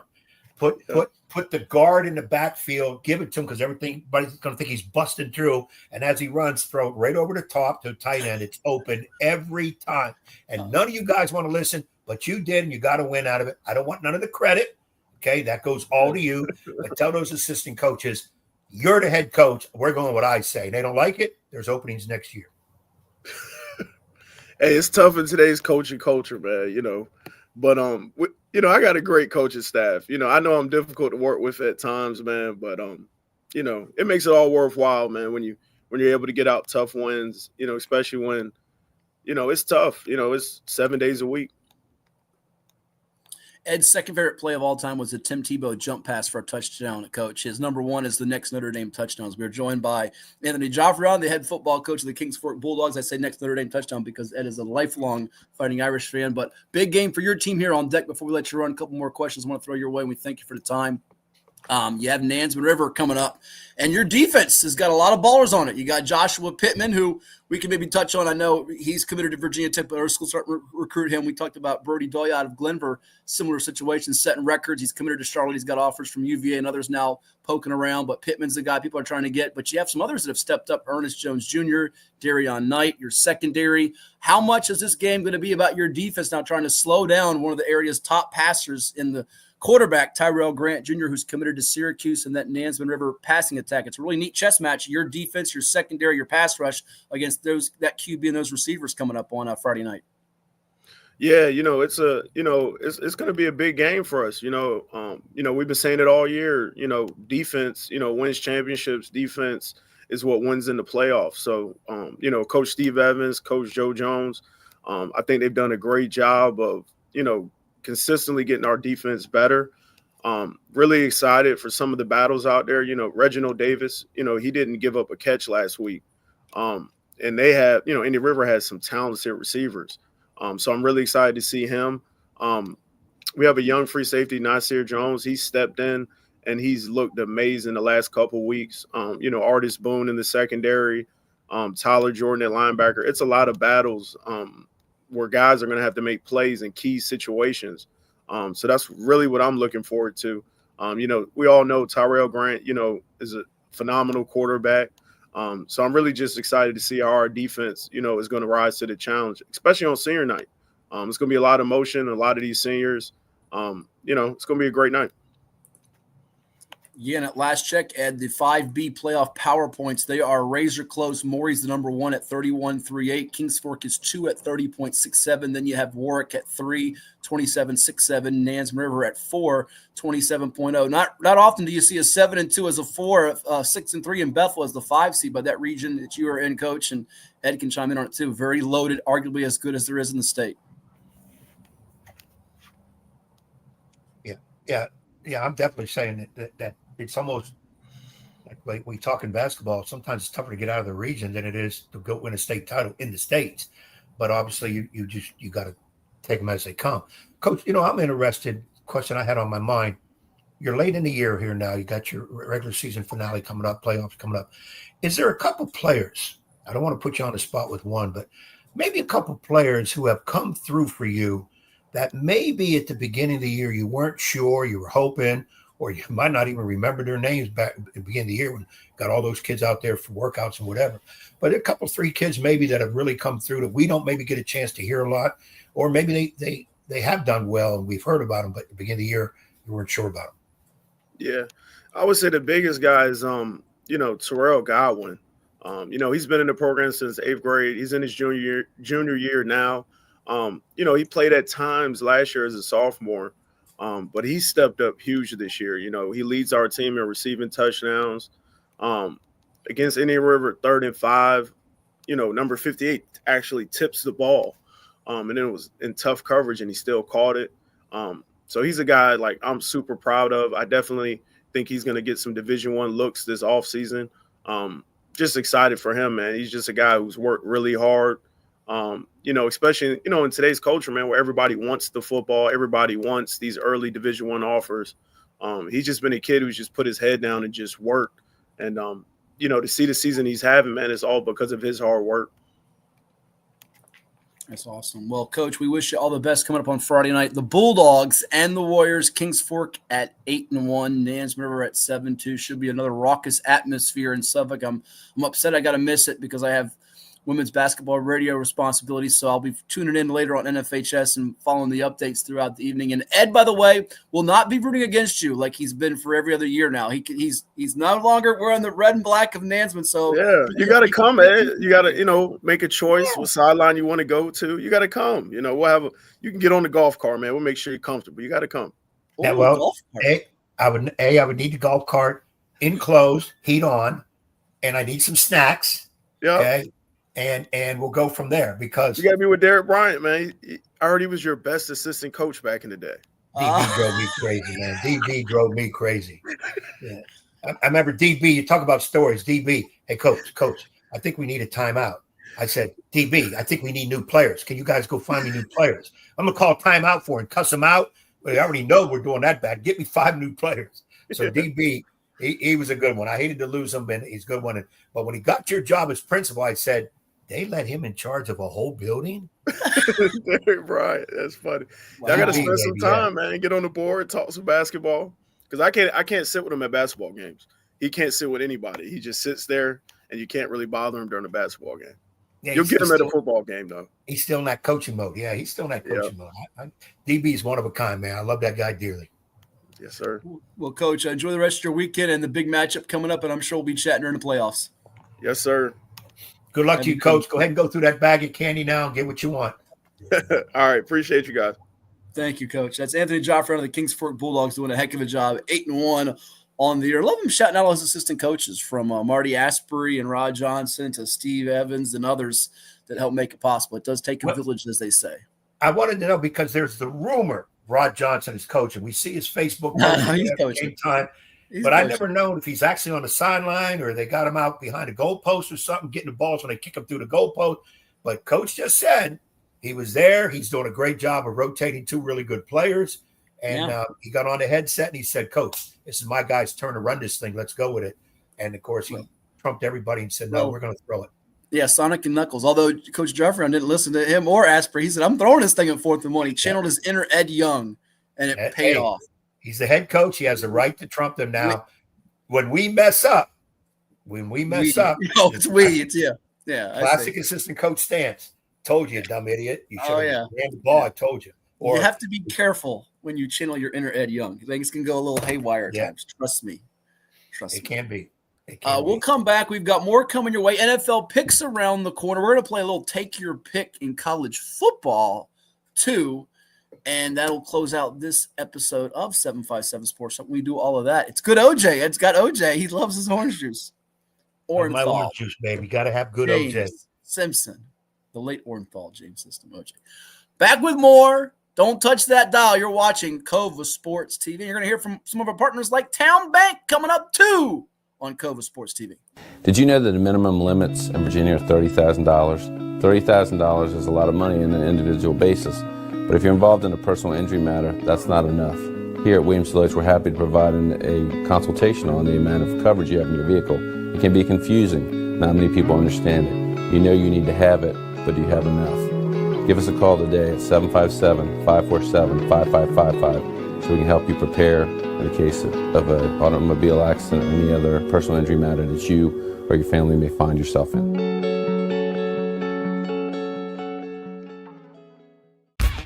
For any athlete, making it to the top sometimes comes with a few steps back. That's why there's CHKD Sports Medicine. Advanced diagnostics, treatment, and rehabilitation for sports injuries, just for young athletes like yours. What's up at DQ? Oh, just the best deal ever. The $7 bacon cheeseburger meal deal. Bacon cheeseburger, fries, drink, and a sundae. No time to be modest. It's all full size for just $7. Right now at DQ. Happy tastes good. Well, it's everybody's favorite time of year again. Time to prepare to make your annual donation to that infernal revenue service. And if you're like me, you need help. Help to keep that donation as small as possible. So get off your W-2 and call John Maynard at John's Tax Service. 455-6763. As a banker at Town Bank, we believe that people bank with people, not with banks. You're looking for an actual personal relationship, and that's what you get at our bank. You get that person that gets to know you, gets to know your business, is there for you. I think that is what motivates us, what drives us. And the idea that we are trying to serve others and enrich lives, I think is very true.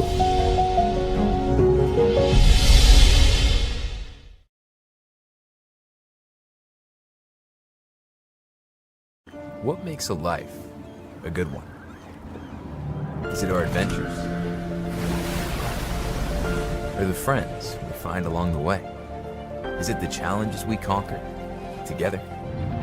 Maybe it's the people's lives we touch every single day. So, what makes a life a good one? You'll have to figure that one out for yourself. After more than 50 years of innovation, AstroTurf still leads the way. The inventor of artificial turf does it all, right here in the USA.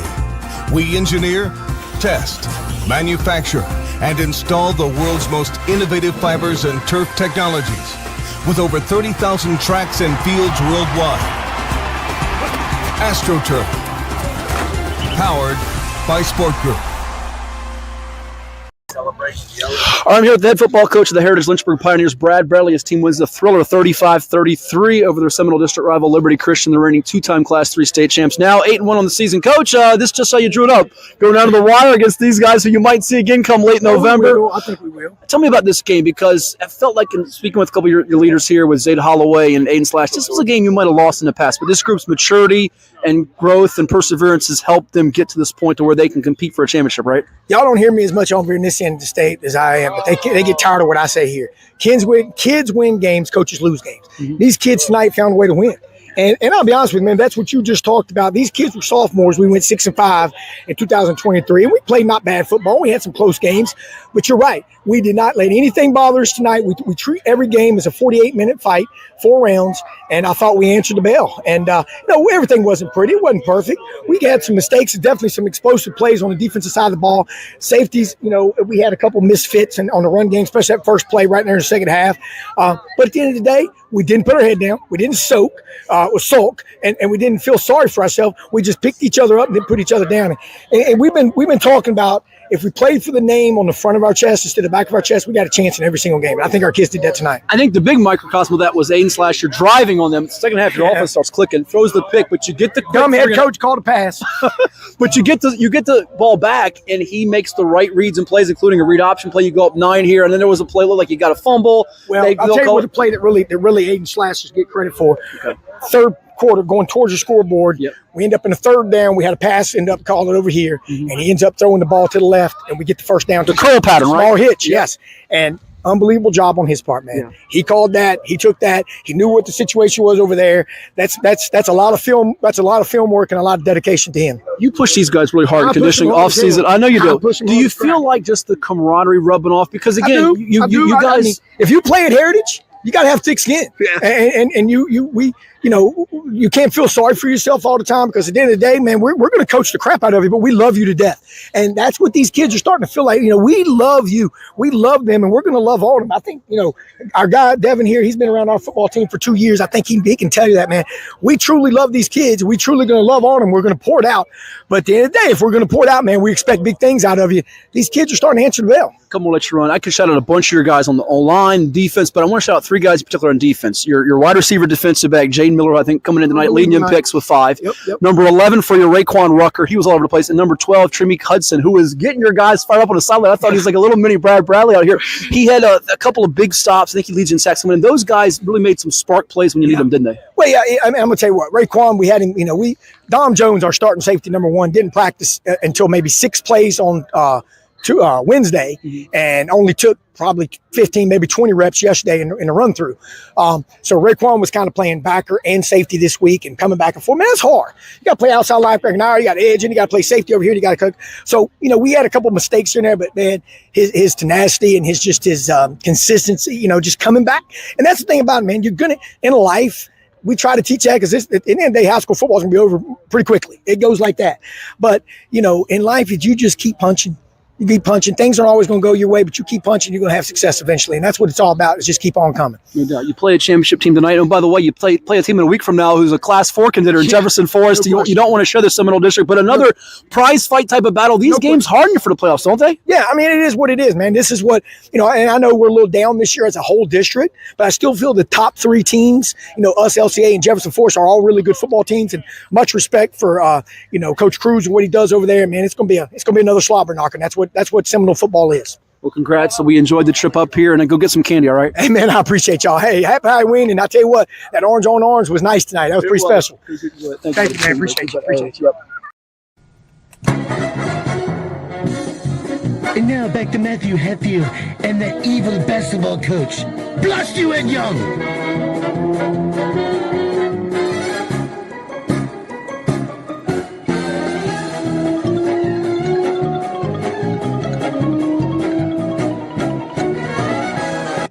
You gotta love the passion, enthusiasm, and fire that burns in one Brad Bradley of the Heritage-Lynchburg Pioneers, who won a classic yesterday on Halloween, 35-33 over Liberty Christian. He's your type of guy. I can just tell you nodding the head, and your type of coach there, Ed. Yeah, that guy had me pumped up. I mean, he was answering questions before you got the question out. He's one of the dudes you unplug him, and he goes even more. He got to be a treat to play for. I imagine some of those kids sometimes wonder where he's coming from, but he's passionate. I believe he just listening. I don't know the young man, but I got to believe he really cares about his kids, and he's going to do what it takes to get the most out of them. And usually guys of that nature, not just screamers for the heck of it. And if you are, you shouldn't be coaching, but it's a more to get from those kids that they don't even know they have. Yeah. All right, let's play some Take Your Pick. You ready for 5 college football games we have on the docket today before we do our NFL picks? And we'll actually sprinkle in a couple of power ratings thoughts as I'm getting all kinds of coaches texting me. What do you project here, Hatfield? What do you project there? And I'm like, can I get some? I did too. I got somebody saying, hey, are you guys going to put the ratings up so as the famous as if they played right now? I said, time. He didn't get in. A lot of things going on. I don't know what's going on with your reset. You were breaking up. At least you were on my end. How about your end? Go ahead. What were you saying? No, what I'm saying is somebody that texted me and said, hey, you guys going to do the ratings like you normally do as if who played, the playoff started right now. What's the match? We'll do that. We'll do after we do the Take Your Pick, we'll do a segment on that. It'll be a quickie. And then we'll do the NFL picks. So yes, we will. If you tell people that's coming, we got to tease you, make you wait. Tease you. No teasing. That's why I tell people, y'all get on Hatfield for all this stuff. Give the man time. He'll get to it. He just told you he'll do it.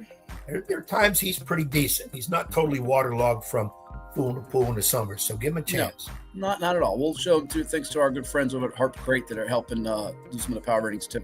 All right. Take your pick. Vanderbilt at Texas today. Longhorns favored by 3.5 against Diego Pavia and his Commodores team. Why are you shaking your head? Okay, I'm about ready to bust on somebody in terms of screaming.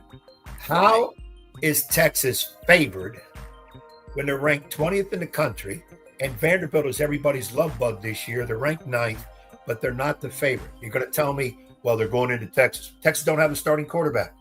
When is a team ranked below somebody without their starting quarterback? Is Arch Manning definitely out for this game?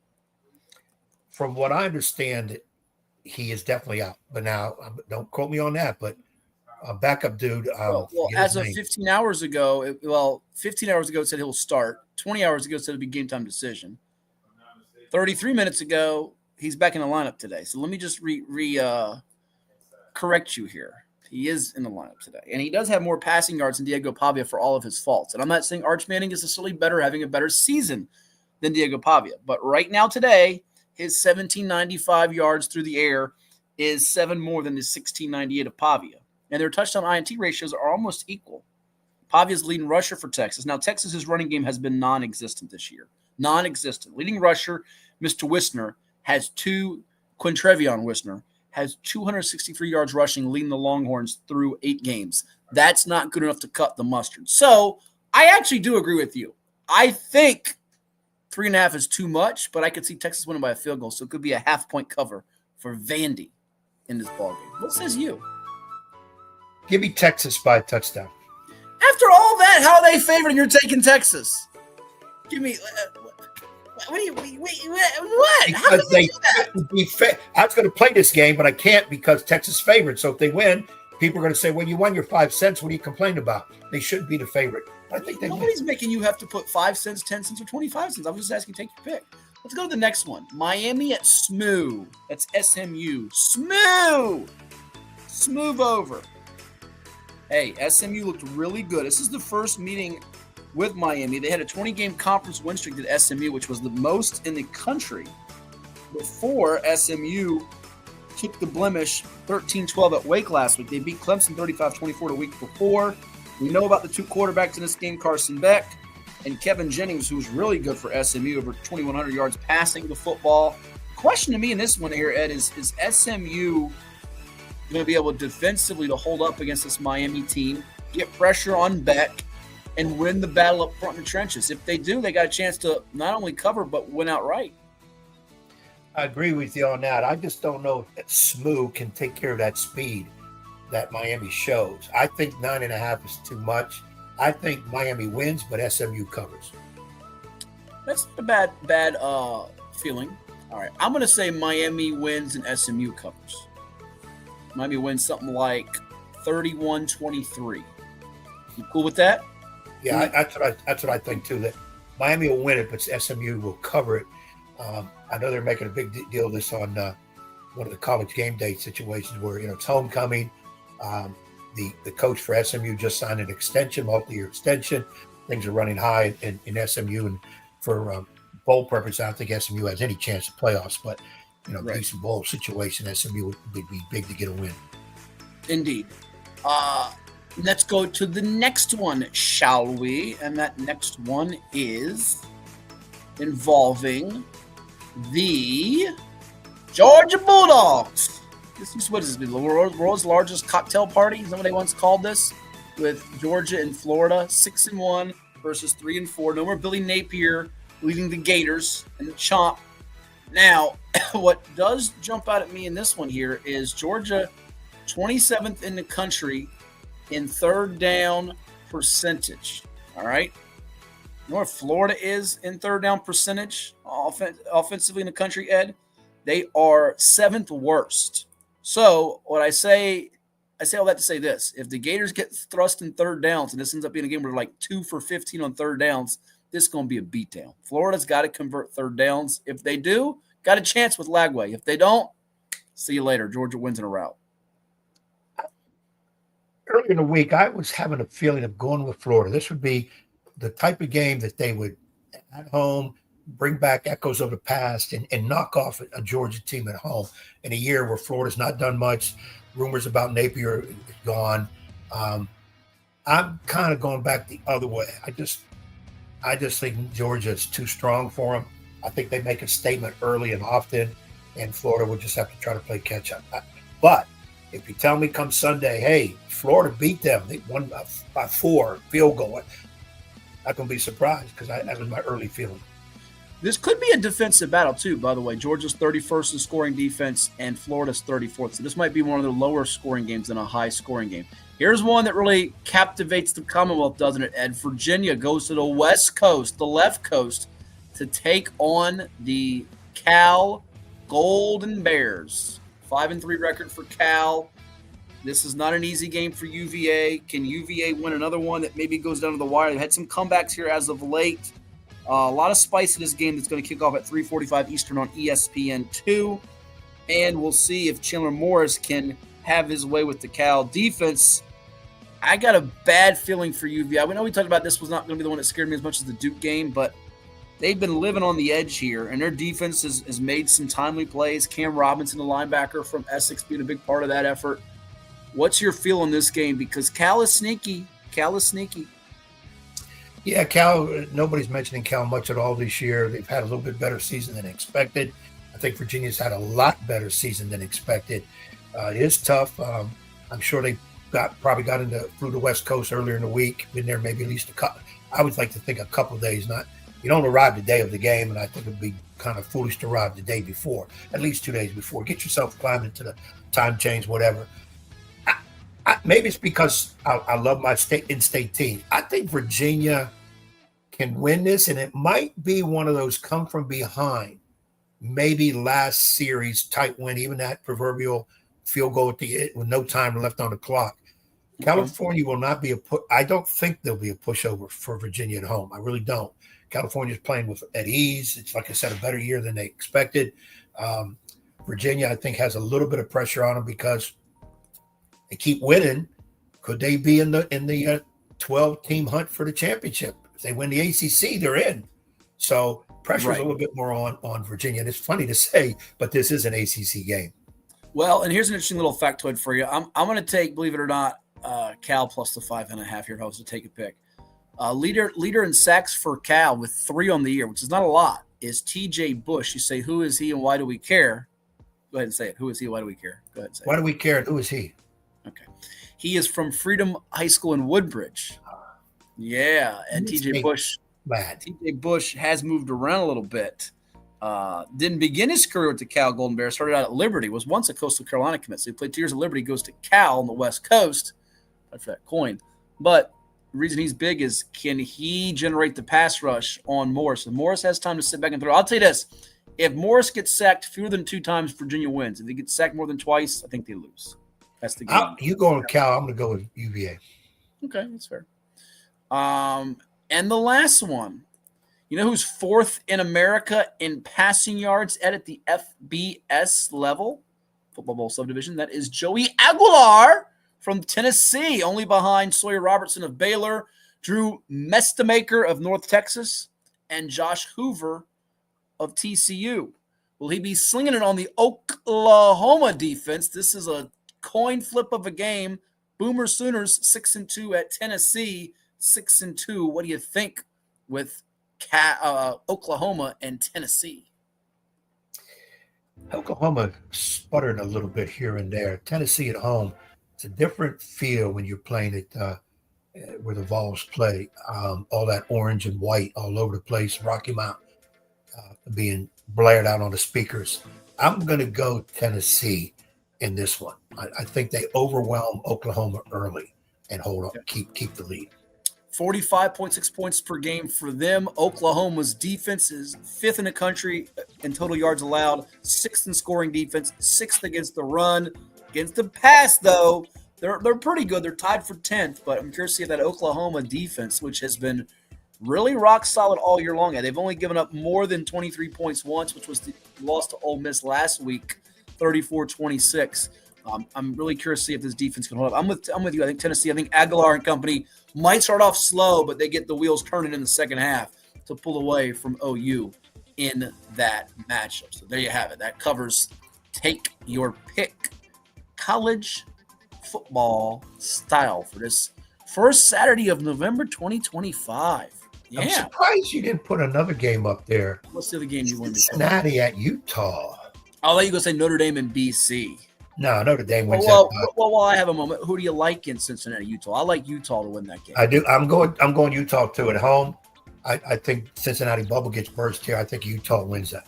The other one I thought you might say, besides that potential to bring up there, was another SEC game. South Carolina at 3-5, taking on number 7 Ole Miss, who's 7-1 down in Oxford. Remember, Ole Miss just beat Oklahoma. The week before, they had Georgia. They had to lead and didn't hold it. And South Carolina, by the way, coming off a near upset of Alabama. 2 good quarterbacks with Lenore Sellers of South Carolina and Trinidad Chambliss for Ole Miss. It's weird to say Ole Miss really good quarterback because the guy playing for the Giants, Jackson Dart, is having a rookie of the year type of year. But Ole Miss is actually favored by 12.5 in that game. Seems a little much. Probably wins, but maybe a little much. Yeah, I think probably because they're at home. I think it was in South Carolina. You wouldn't see that. They'd be favored, but probably by 6.5. I'm gonna stick with Mississippi. It's funny, Lane Kiffin's name's mentioned for every big job. Do they handle the distraction, and how does South Carolina play off the near upset? Ole Miss having 2 physical games. That could go a couple different ways. That could be 31-13 Ole Miss. It could be the upset, or it could be down to the wire. That could go a couple different ways. Yeah, it really can. I'm going to stick with Mississippi, at least 14-point win. Even though you probably can't spell Mississippi. It's okay. With a lot of I's and a lot of S's and a couple P's. There you go, a couple P's. We'll come back with some playoff power ratings and projections right here on 757 Sports Talk. Where are they watching, Edward? One of the best places to watch. It's 757 Saturday Sports Talk with Matt Hatfield and the one and only Coach Ed Young. Every Saturday morning at 10 a.m. on Cova Sports TV. From high school football and basketball to the NFL, MLB, college sports, and the NBA, if it's making headlines, they are breaking it down. Bold takes, big-time guests, and a few laughs, especially at the expense of that basketball coach, Ed Young. Catch it on Cox TV and your view, and don't forget to like and subscribe on YouTube at Cova Sports TV. What is more? What is more? Is it more reps, more strength, more stamina? We say it's all of that, but it's greater than just what's in the mirror. It's about improving your mental and physical health.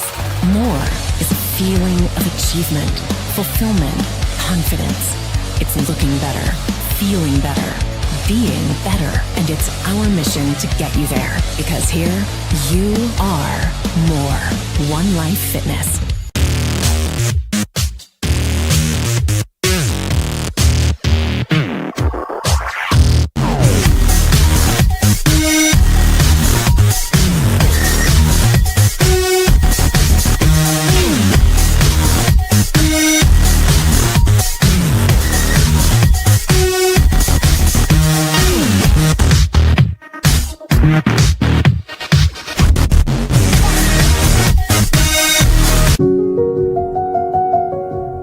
As a banker at Town Bank, we believe that people bank with people, not with banks.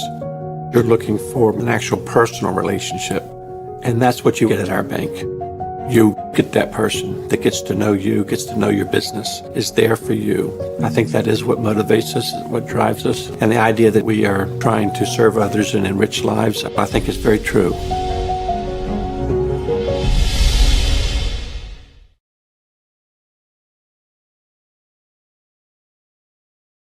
What makes a life a good one? Is it our adventures? Or the friends we find along the way? Is it the challenges we conquer together? Maybe it's the people's lives we touch every single day.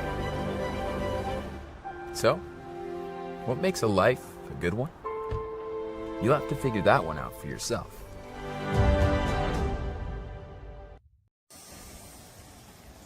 A very sad sign.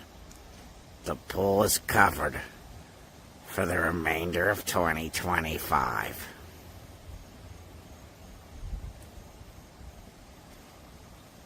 And with that, we send it back to Matt Hatfield and the coach, Ed Young, on 757 Sports Talk on Cova Sports TV.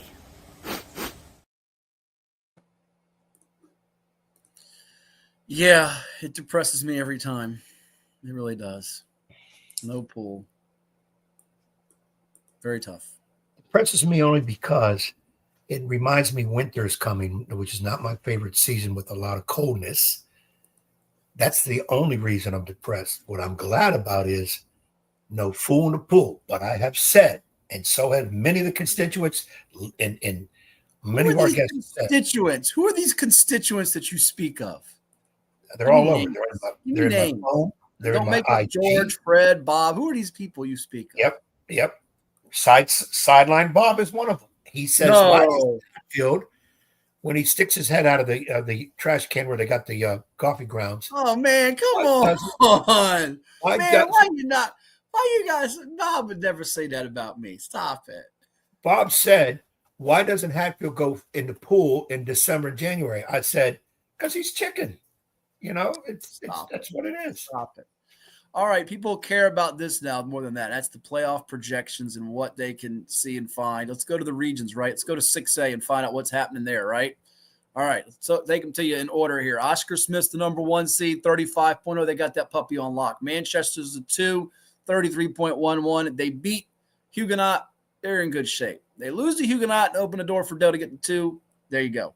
Western Branch, they're the 4 seed ahead of LC Bird, the 5. Bruins close out the regular season at Oscar Smith. Will a loss hurt them enough? Probably not. They probably stave off LC Bird to stay in that 4-5, host them in the first round type of game. Again, not official, but that's what it looks like as of today. And then your cutoff, remember, they only take 6 teams this year, Ed, not 8 for Region 6A. So Cosby, Grassfield, J.R. Tucker, adios amigos. Lansdowne's going to be the 6th seed. They probably can't jump up high to Bird, to number 5. They seem to be pretty locked in there with Kellam coming up. Win or lose, I don't think a loss and a Cosby win's enough to flip it. Might, but we'll look at the numbers closer this weekend and get you a better answer. Let's go to 5A, shall we? You want to go to 5A? Let's go to 5A. 5A, you got Green Run at the top, number 1 seed, 32.89, 9-0, looking good. Indian River is number 2 at 7-2. The loss did not damage them enough, although winner of Cox Kempsville is going to jump ahead of Indian River. We do project, because it doesn't look like the win over Hickory, should they get it as expected, will be enough to keep the Braves on the 2 line. They'll probably drop to the 3 line, and then you're looking at Kempsville and Cox, the loser, being bumped potentially even behind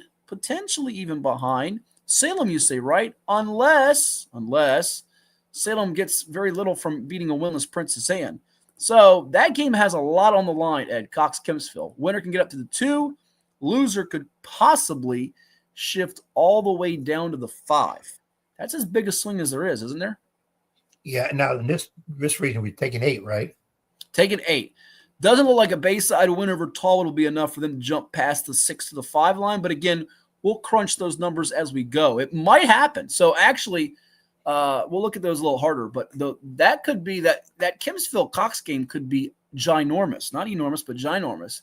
Because I have to run the numbers again. But they might even, the loser might fall to the 6 as opposed to the winner being a 2. That's a big deal, because not only do you host potentially 2 playoff games, but you got to go on the road for 1 if you lose there. Kellam looks locked into the 7. Now, here's the big question. Deep Creek and Hickory are tied at 22.44, right? So let's run the math here. Who do they have left, Matt? Who do they have left? Go ahead, ask it. Who do they have left, Matt? Who do they have left? Deep Creek plays winless Grassfield. Not going to get much from that, correct? Hickory has to host Indian River. So a win over a winless Grassfield still is going to generate more than a loss to a highly ranked Indian River, correct? Correct. So what's it mean? Pretty much means this. Hickory, you've got, which is not what we thought initially. We actually was telling people yesterday that reached out to me, I think Hickory was going to have the edge.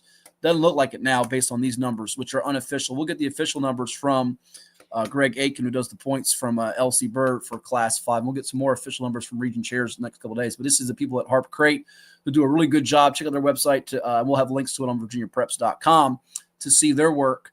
It looks like, based on these calculations, that it's going to be Deep Creek sitting most likely as the 8, Hickory as the team out, unless Hickory goes and knocks off Indian River. And if they do that, that throws this whole thing into chaos, because River would slide potentially down to like the 6th seed if they were to lose that game. So I don't think they will. Could it happen? Well, if Evan White goes out and balls out for Hickory and has a monster game and River has a letdown, never know. These are high school kids, as you like to say. High school kids. Tallwood, does a win over Bayside launch you in?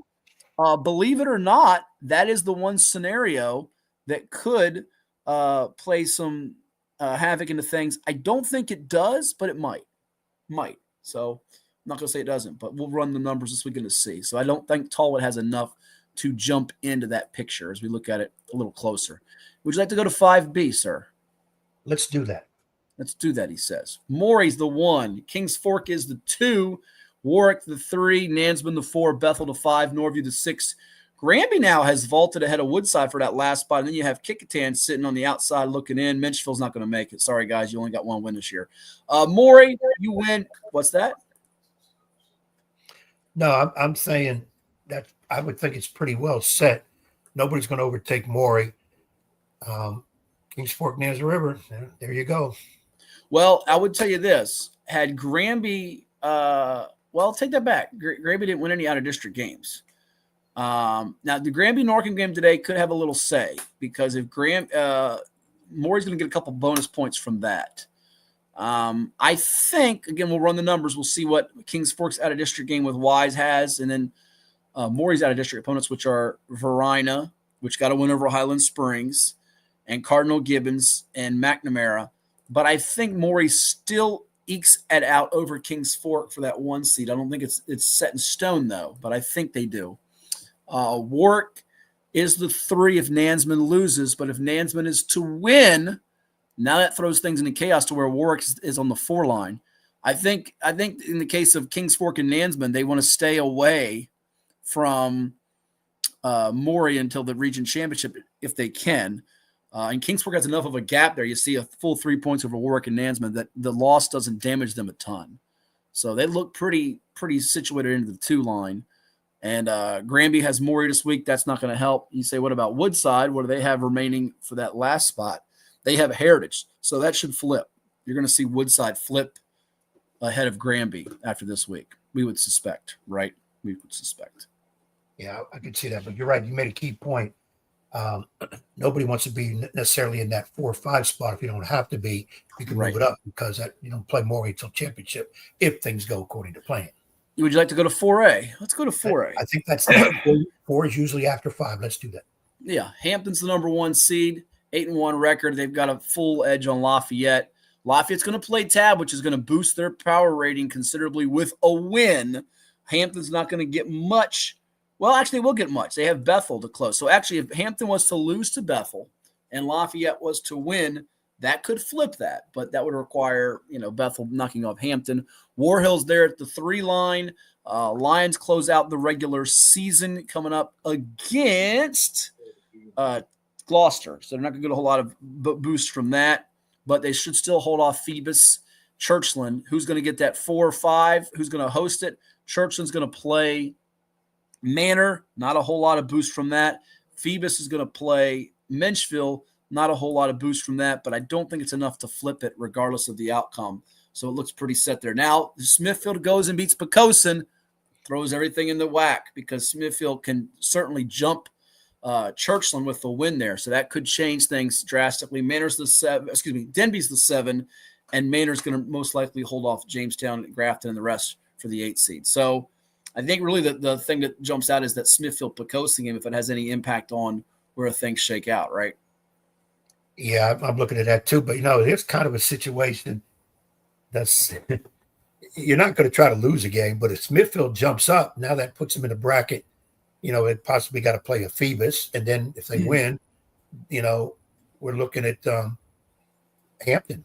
I love the we. I love the we since you're over at Smithfield now. We're looking at this.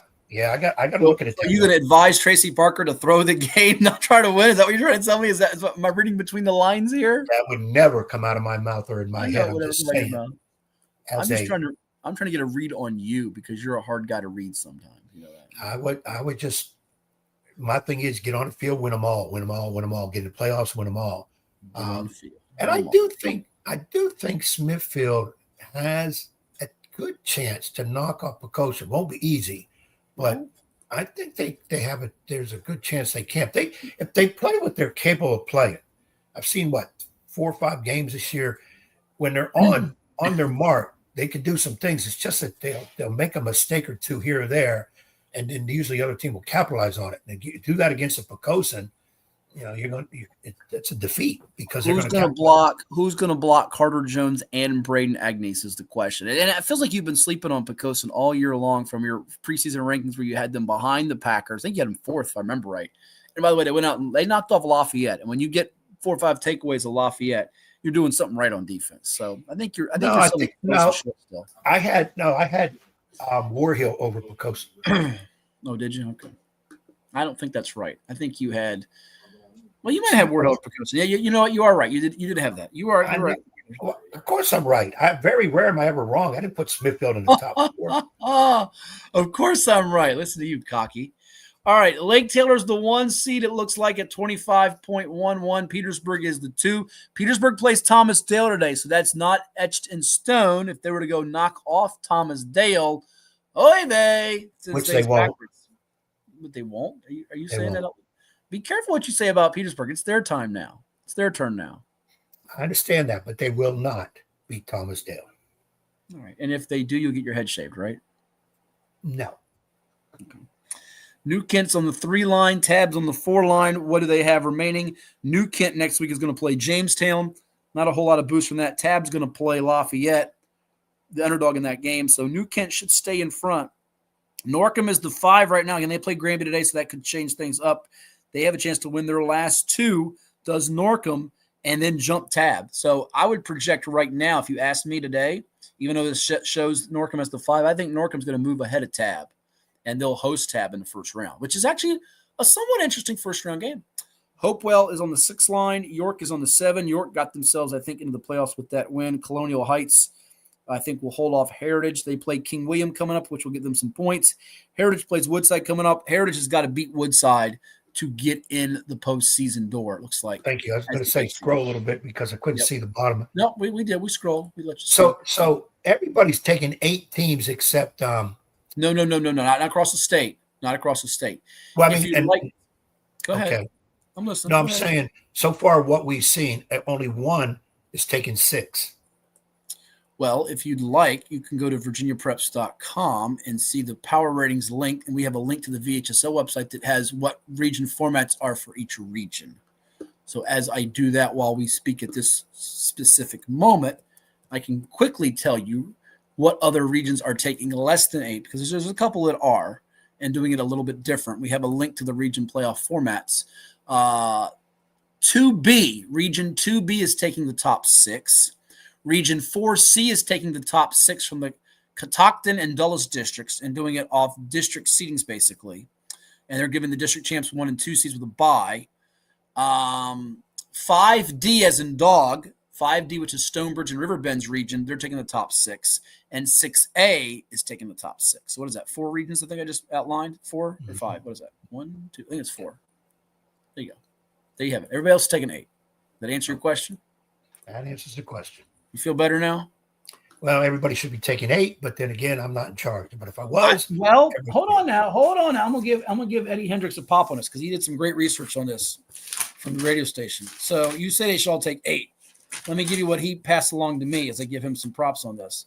So since 2017, 1 versus 8, the 1 seeds are 142-3 with an average margin of victory of 46.9 points per game. Now, we did have an 8-1 last year, if you remember, in Region 2B, where it was Clark County, the undefeated number 1 seed, falling to 8 seed in Madison County. The 2-7, 130-18. All right. And 5 of those ones, by the way, 5 of those that lost, I should say, had losing records. And the average margin was 43-12. So it's 928 win percentage, however you slice it. So I actually think 6 is the right number. I've been saying that for years when it was 4. Give the 1 and 2s buys. That's been my perspective for years and years and years. Give the 1 and 2s buys. Go 3, 6, 4, 5. And that leaves some 7 and 8s home. And I know Eddie believes, which he's told me many times, like you, he thinks there should be a cutoff of a 500 record or better to make the playoffs. And I think that's what you still believe in, or no? Have you changed your tune? No, I could go 500 record, which means your numbers would change probably each year depending on who's a 500 and above instead of just 6, just 8. I hear what you guys are saying about the 500 record. I don't dispute that. I just think it's easier to go 1, 2 buys, 3, 6, 4, 5, because it's if you do it based off that, it's going to be difficult to sort that out to an extent. I just think with different regions and I mean, if you have it universal across the board, go 6. Now there's going to be regions like 6B, it's got 19 schools. I'll go to that for just a second so you can see it. 6B. I know we're not going to go through the whole power ratings, but 6B, you look at their 7 and 8 seeds are 6 and 3, 5 and 4, 5 and 4, 6 and 3. So there's going to be some decent football teams, but that region is just incredibly large, and I do think there should be some reshuffling of regions across the board. But that's another topic, another discussion for another time. Let's finish up here while we can to 2A, unless you want to see 1A as well. Armstrong is the 1 seed right now. They have leaped in front of Poquoson at 28.0 to 26.78. What do they have remaining? What will determine things? Well, Poquoson's got Smithfield, which is going to help them with points tremendously. Meanwhile, it's Mechanicsville on the road, who's a 3 and 6 team. But based on this, I don't think it's enough for Poquoson to leap back in front of Armstrong. I think Armstrong has got the grip on the 1 seed now. I really do. That win over Hanover gave them a ton of points, and Poquoson didn't get much from playing. Was it Bruton? Not much. Lunenburg's the 3 line. They should stay there. This is where it gets really, really wonky, as we like to say. Now, Windsor was in great shape, Ed, to make it. They're down there at the bottom at 10. It doesn't look like they're going to get in here unless they were to pull off a shocker and win their last game to get themselves into the playoffs. They're at the bottom in 2A. They'd have to go beat – well, they didn't. I'm sorry, they lost the last game to Southampton. So they're out, it looks like.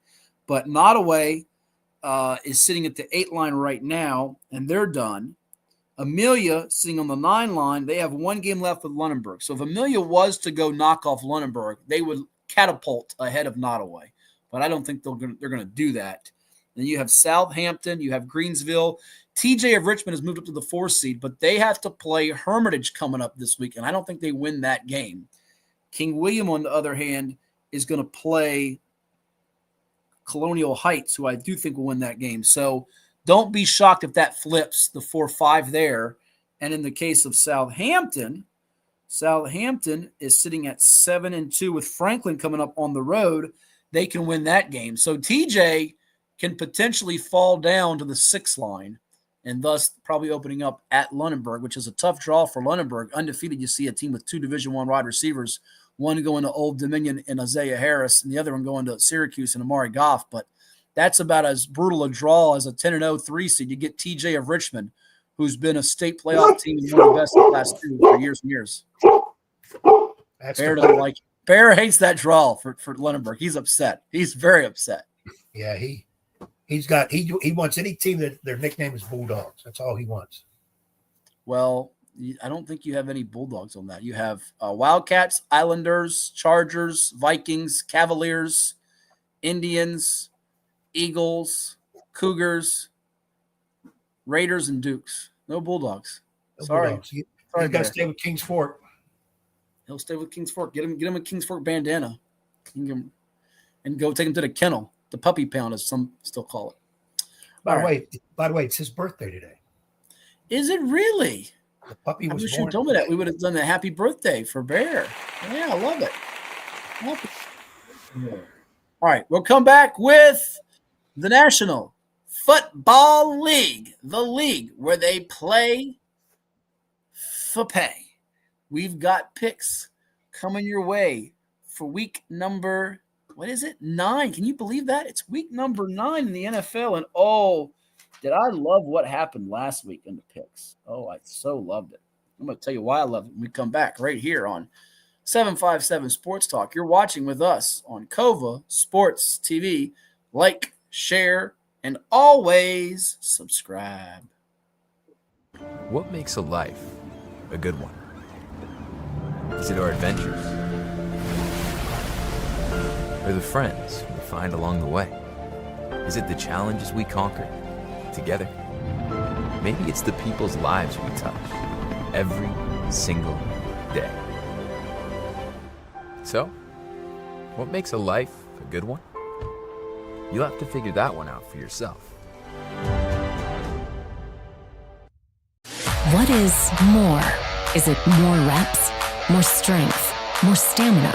We say it's all of that, but it's greater than just what's in the mirror. It's about improving your mental and physical health. More is a feeling of achievement, fulfillment, confidence. It's looking better, feeling better, being better, and it's our mission to get you there. Because here, you are more. One Life Fitness. Portco is your local nonprofit organization dedicated to economic empowerment through employment for people with disabilities. We focus on abilities, not limitations, providing on-the-job vocational support. Find your pathway to employment. Contact us or learn more at portco.org. Well, it's everybody's favorite time of year again. Time to prepare to make your annual donation to that infernal revenue service. And if you're like me, you need help. Help to keep that donation as small as possible. So get off your W-2 and call John Maynard at John's Tax Service. 455-6763.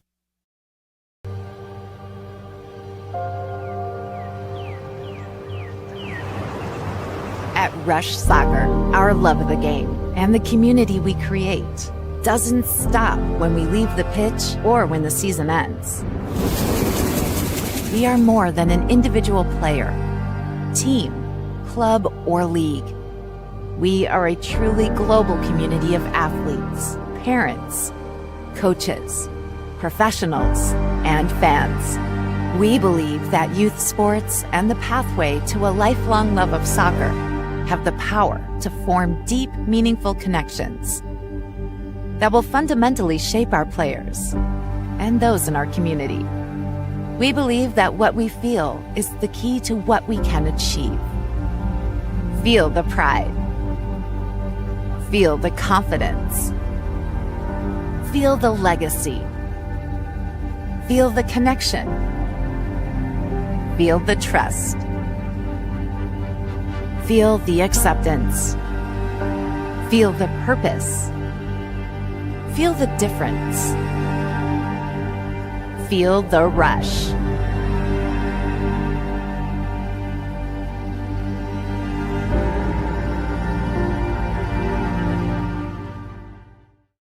At Atomic Wings, we prioritize real chicken with fresh, all-natural, never-frozen ingredients, all packed with serious flavor. Order from over 15 awesome flavors at atomicwings.com. Hampton Roads has a long-running high school and college sports tradition. It's time to give them the spotlight they deserve. This is 757 Sports Talk. Usually it's Hatfield. That's why I try to tell everybody, get on Hatfield. He is the legal scribe, the talking head that knows all this, puts the whammies on. We do things different on this podcast. That's why we're rated number 3 in the state. You got Play-Doh? Get out of here! We got people all over the globe watching with us. Sitting in a phone booth with you would be very... well, no, we got to have your own phone booth. I'm not sitting in no phone booth with you. It is 757 Saturday Sports Talk here on Cova Sports TV. Like, share, and subscribe. This is 757 Saturday Sports Talk. Here are Matt Hatfield and Coach Ed Young. It is now time to do the picks in the league where they play for pay, the National Football League. As we show it to you on Cova Sports TV and 757 Sports Talk, here's how things went last week on the picks for the NFL. Week number 8. Would you like to read how things went for the audience there, Edward? Not really.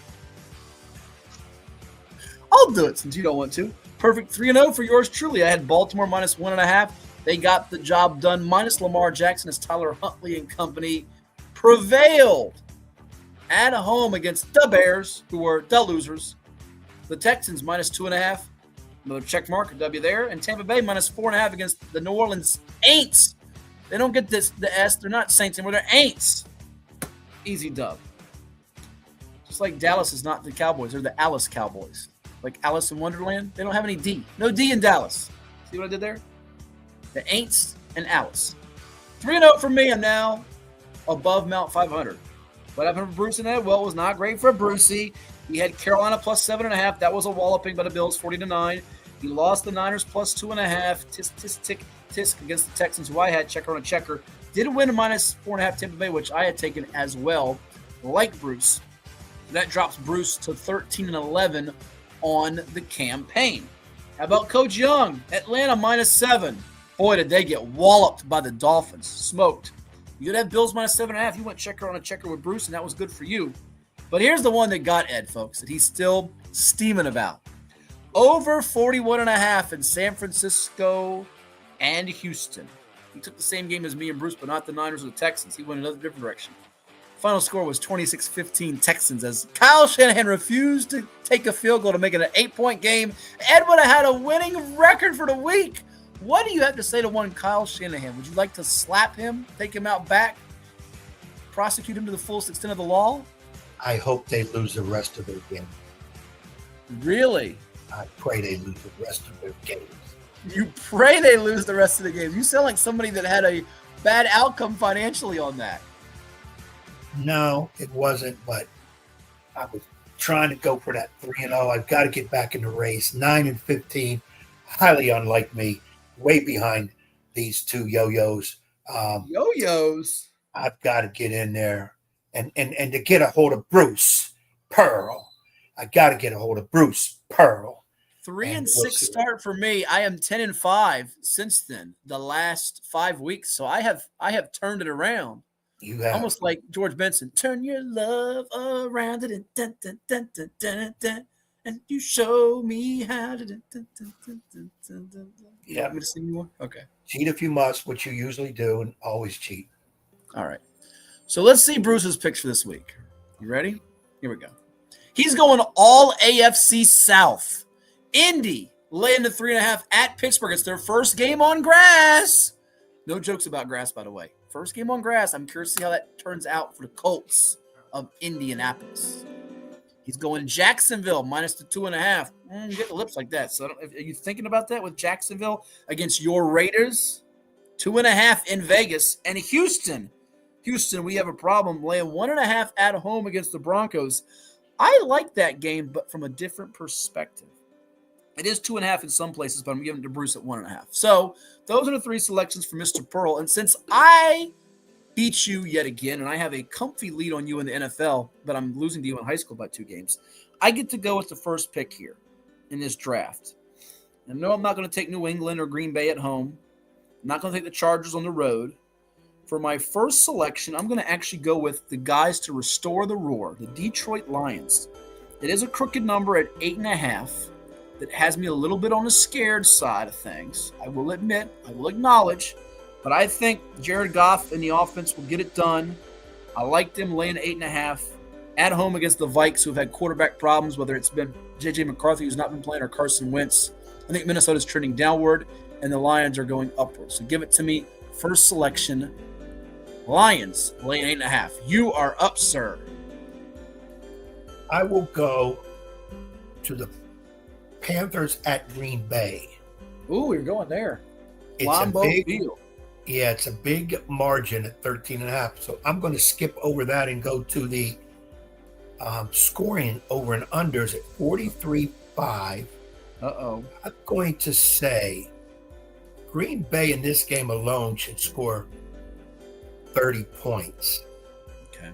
Carolina, get 2 touchdowns, Carolina. So give me that one over. You got faith in Rico Dowdle at running back, whether it is Bryce Young or Andy Dalton, which I didn't look to see who it is.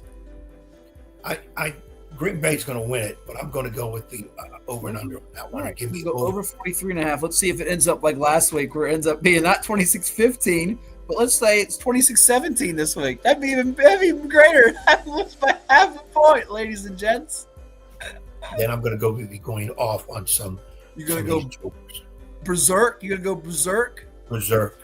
All right. He might go so crazy, folks, that he'll fill out his VirginiaPreps.com preseason basketball survey to become the 97th coach to return his. Go ahead. What's your next pick?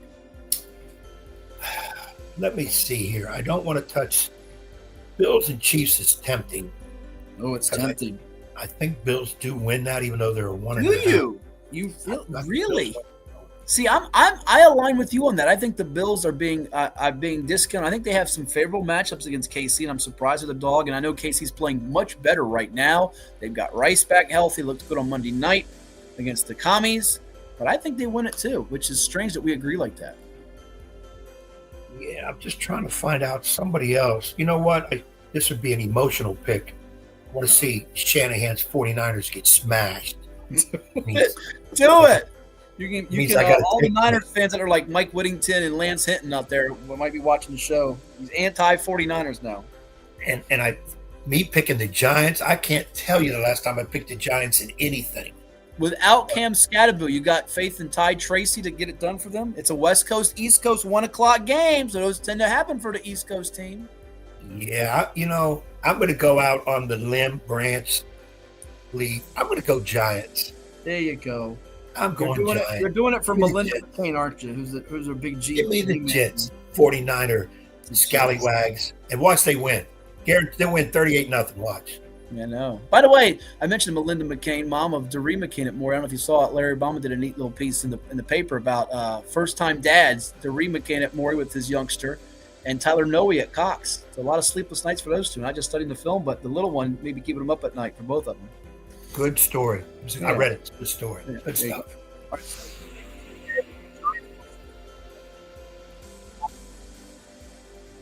My next selection, I'm going to go to the over-under well here. Denver and Houston. Now, you've seen the last 2 weeks what Denver's done offensively right behind Bo Nix, right? They've been putting it up. And I love the fact that this number has moved from 39.5 to 40.5.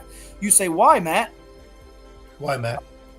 Because, I'm glad you played your part right that time.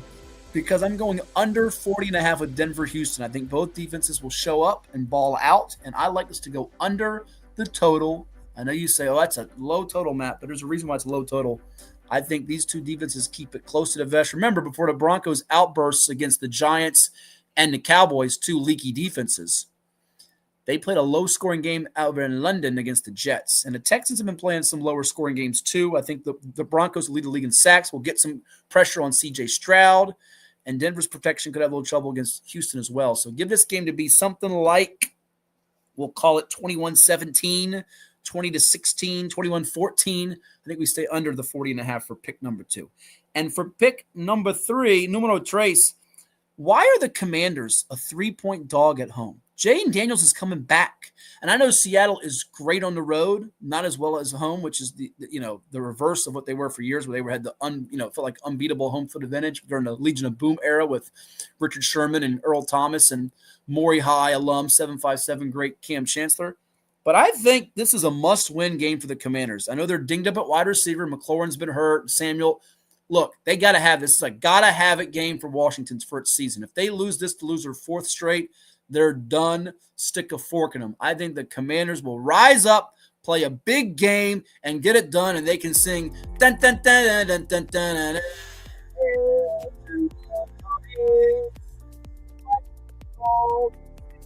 Give me them plus the 3 with the outright upset on Monday Night Football.